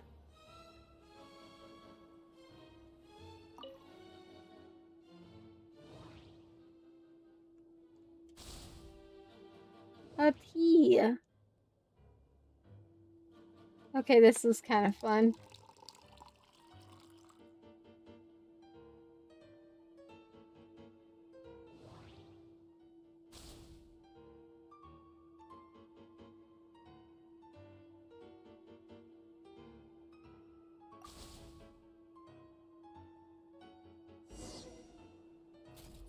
Oh my god. It's so funny. this big robot serving tea, it's so hilarious. That's just comical. Oh, cookies to go with the tea. Let's see. They must be from that person who brought those documents. I see they're from Hotel de Boer. Something's written on the box. We are proud to present this homage to the Fortress of Merapede's fun-filled meal collection system. Fortune cookies. Have a lucky start to your day. Sounds like a dumb gimmick to me. Be early to bed and early to rise. Get plenty of sun and drink plenty of water. Then things will surely go well for you. What? Are you kidding me? Somehow I doubt that an early night and a glass of water is magically gonna save a world on the brink of existential peril. I mean, you don't know that.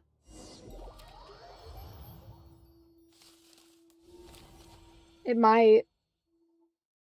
I mean, just saying, it might help. A little. Lady Arlecchino. Maybe. Word has reached us that Lady Marionette's troops are all in position. They are ready to act as soon as the order is given. Excellent.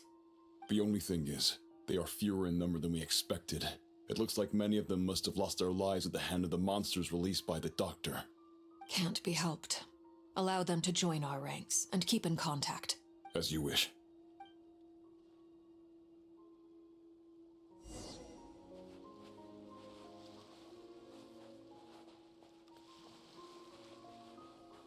Child? Wait, Child's gonna It's be been here? a while, Arlecchino. You look well. Did Dottore really have to build his lab right on the sole path between Snezhnaya and Nodcry? Had to go on a huge detour to stay out of its line of sight. Sounds like an arduous journey. I assume you've brought word from Her Majesty? Of course, all part of the job. Firstly, the Tsaritsa has authorized Fatui Internal Affairs to review Dottoro's case. They will reach a formal verdict on whether he has turned traitor and whether he poses a threat to Snezhnaya. While they're working on that, I've been ordered to come and receive the refugees from Nodcry. They are nearby. My team will escort you to them shortly. Great. Aside from that, Her Majesty has a message for you and Sandrone personally. Huh? Where is Sandrone? She stayed behind to work since I was making the trip anyway. It seemed sensible to have one person on standby at base while the other came out to meet you. All right, guess that's just how she rolls. In that case, tell her that the Tsaritsa's decree this time is pretty awesome sounding. I think she'll like this one. Still, I wonder what... Wait, what's that? Did one of our troops turn into a monster?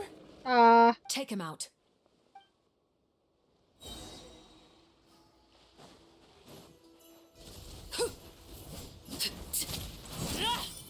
Everlasting as the moon!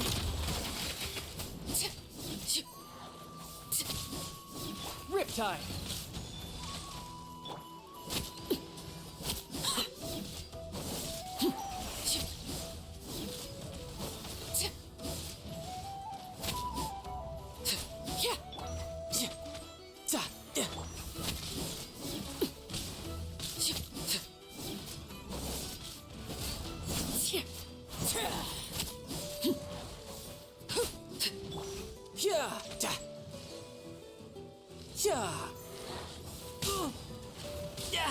Amateur mistake.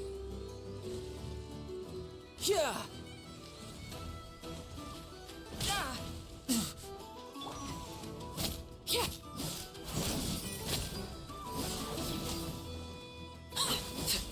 You've gotten stronger, Arlecchino. Nice. Stop that right now. I appreciate the praise, but I am not fighting you today. I knew it. He wants to fight so bad. Poor dude. That's rough, buddy.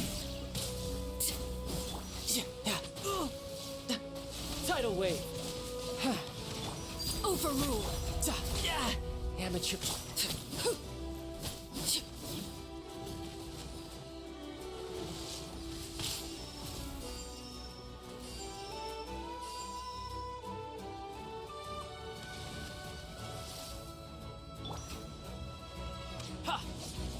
Bring it on. No touch.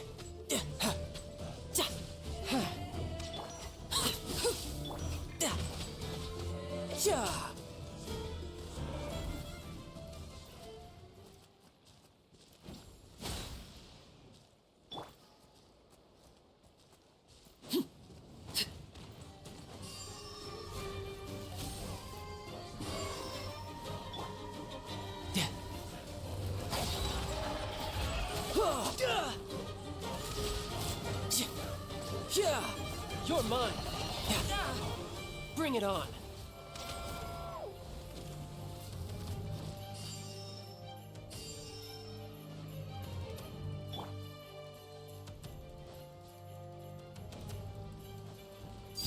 Transfixed.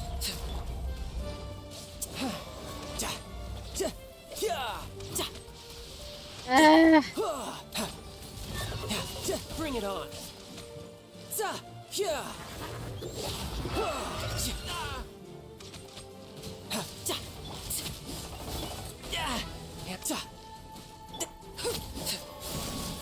Tidal wave. Who's next? You can run, but you can't hide.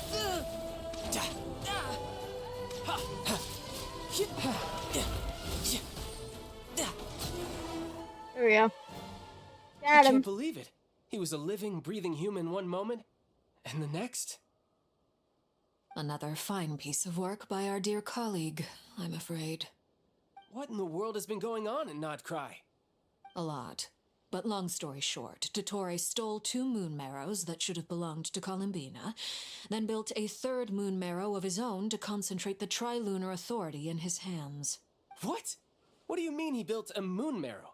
People build roads and houses, not moon marrows. What's his next DIY project? He's gonna build a god? Yep. You could stand to be less You already surprised. did that once. We or are tried. harbingers. The work we are engaged in makes the creation of gods seem mundane by comparison. I tell everyone who asks that you once crossed swords with Rex Lapis while serving as a key supporter for Rosaline's plan. But right now, you're acting like a common adventurer. Thanks for speaking up for me. Those two really took me for a ride back then. Then again, surely no common adventurer would manage to get tangled up with them the way I did. That's gotta count in my favor, right? It almost sounds like you wish to repeat the experience. I might have to lower my opinion of you. No. I'll stop talking. Please, go on. Dottore is currently still experimenting with his newfound power in ways that continue to corrode the outside world. As for the human mutation, I believe this is simply a consequence of his experiments, and not a strategic move. That radiant beast was once a subordinate of Sandrone's. I suspect he was only allowed to live so that he could become an experimental subject. Also, those of us who fought Dottore have been afflicted with a curse. As such, I cannot leave Nodcry. This is so much worse than I thought. No wonder Her Majesty's decree is so extreme. While these exceptional circumstances persist, the Harbingers are hereby authorized to use unilateral executive powers. Should Dottore pose a threat, Arlecchino and Sandrone are permitted to eliminate him. My thanks to Her Majesty. I will pass these good tidings on to Sandrone.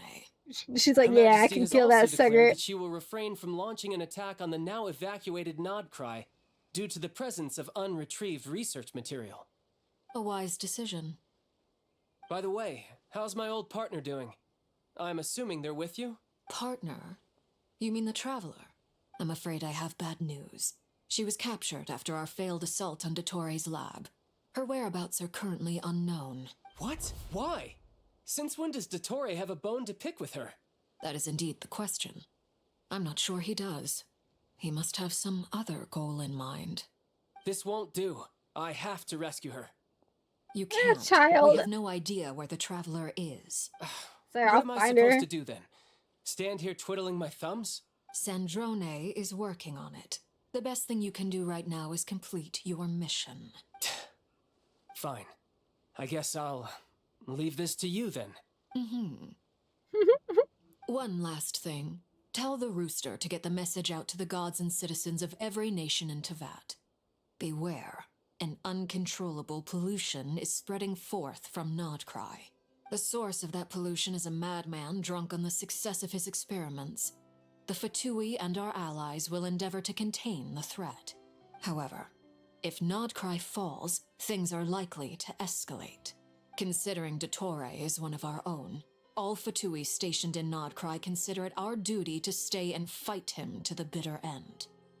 Whatever the cost. Hey, don't be too pessimistic. If it comes to it, I'm sure Her Majesty won't stand by and do nothing. I hope you're right.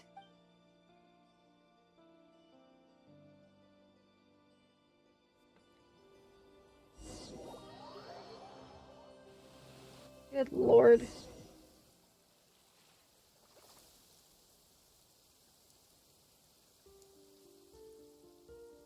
You're right on time. Thanks. Hey, do you think I'll get that gliding exam exemption? I made sure I was on my best behavior in Mondstadt. I landed well outside the city and walked in through the gates. I'll help you apply, don't worry. For now, let's see what we have here. What are the doctor's energy fields even made from? The usual attract and repel principles that govern Kuvaki don't seem to apply to them. They are very mysterious, but ultimately, they appear to be comprised of energies from the three realms. Thanks to research by Master in the Hexen Circle, we know that Tevat's 7 elements are derived from the more primordial power of the Light Realm, which is antagonistic with the power of the Void Realm. Since you have the power of the Dragon Durin within you, I'm sure you can already tell that this energy field contains no abyssal energy. That's true. It's not abyssal energy. It's something pure, wild, and untamed. I've been thinking about something. Do you still remember the device that Dory supplied from the Academia when you and Miss Columbina fought Rarier? That was one of the most marvelous feats of ingenuity I've ever seen. The design, the craftsmanship, the material selection. I couldn't fault any of it. Not to mention the operating principles. Surely the most ingenious feature of all. Dory didn't go into detail on how it functions, but I have a working theory. The clue was that Miss Columbina was somehow able to use the pyro energy that you provided, despite the fact that, as a moon goddess, she should only be able to use light realm energy in principle. Now, all elemental energy is, of course, derived from light realm energy to begin with. Hence, I suspect that the device works by restoring elemental energy to its original state. This presumes a theoretical model of the 7 elements akin to that of light refracted through a prism. Perhaps it is no mere analogy. Maybe there is indeed a prism in this model. I almost wonder if the idea for the device was conceived based on direct observations of said prism. It would explain how such an ironclad design concept was achieved. It is at once a masterwork of engineering and a groundbreaking application of the Academia's latest elemental theories. I suspect only Lesser Lord Kusanali herself could have devised such an ambitious technology. But back to the energy field before us. If this is pure light realm energy, its relation to elemental energy is one of integration versus division. Or you could say that the former contains the latter. Could this mean that elemental energy can dilute the power of the light realm? Should we give it a try? We should. Oh. Ha! It works! Clear signs of disruption were detected at the periphery of the energy field. This indicates that elemental energy can disturb or even negate the field. Now you try. Alright, here goes.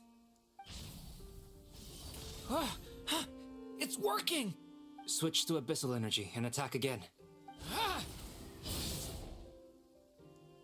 No surprises there. Abyssal power drains the energy field to a significantly greater extent. I now feel confident in asserting that the energy field is indeed pure light realm energy, and that elemental energy can dilute it. But the energy field is huge! How much elemental energy will it take to neutralize it? We don't have to neutralize it completely. We can try other approaches. That's all for theory. Would you like to continue watching? So you knew I was here. When did you get here? A while ago. He's been here the whole time, baby. Like he was working on his thesis defense back there. Back in Sumeru. You can end a person's whole career by interrupting them mid-speech. Very thoughtful of you. I'm truly touched. Could I ask you to lend me a hand? With what? A little test. Try using Animo to unleash a concentrated assault with circular blades, with the goal of breaking through at a singular point.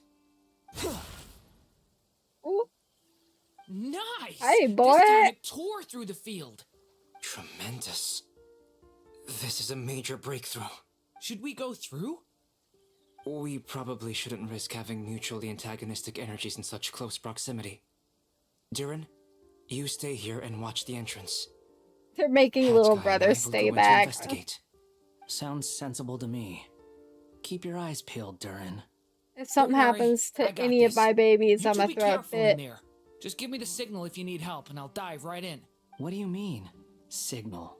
It's based on a new alchemical concoction I developed last month. When 2 bottles of it are smashed on the ground together, they emit a blinding burst of light.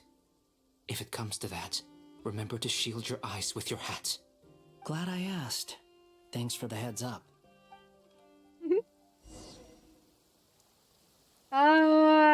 Okay.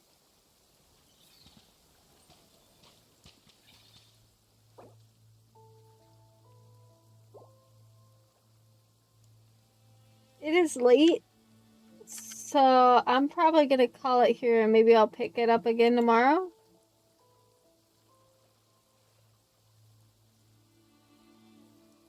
It does look like it's gonna go on for a lot, like a good bit.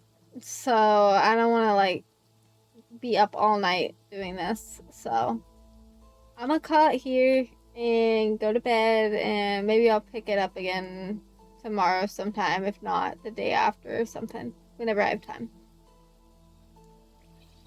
I think this is a good cutoff point while it's allowing me the opportunity to do so. But yeah, that was fun. Alright. I'm gonna go. Bye, guys. Thank you. Give me 1 second.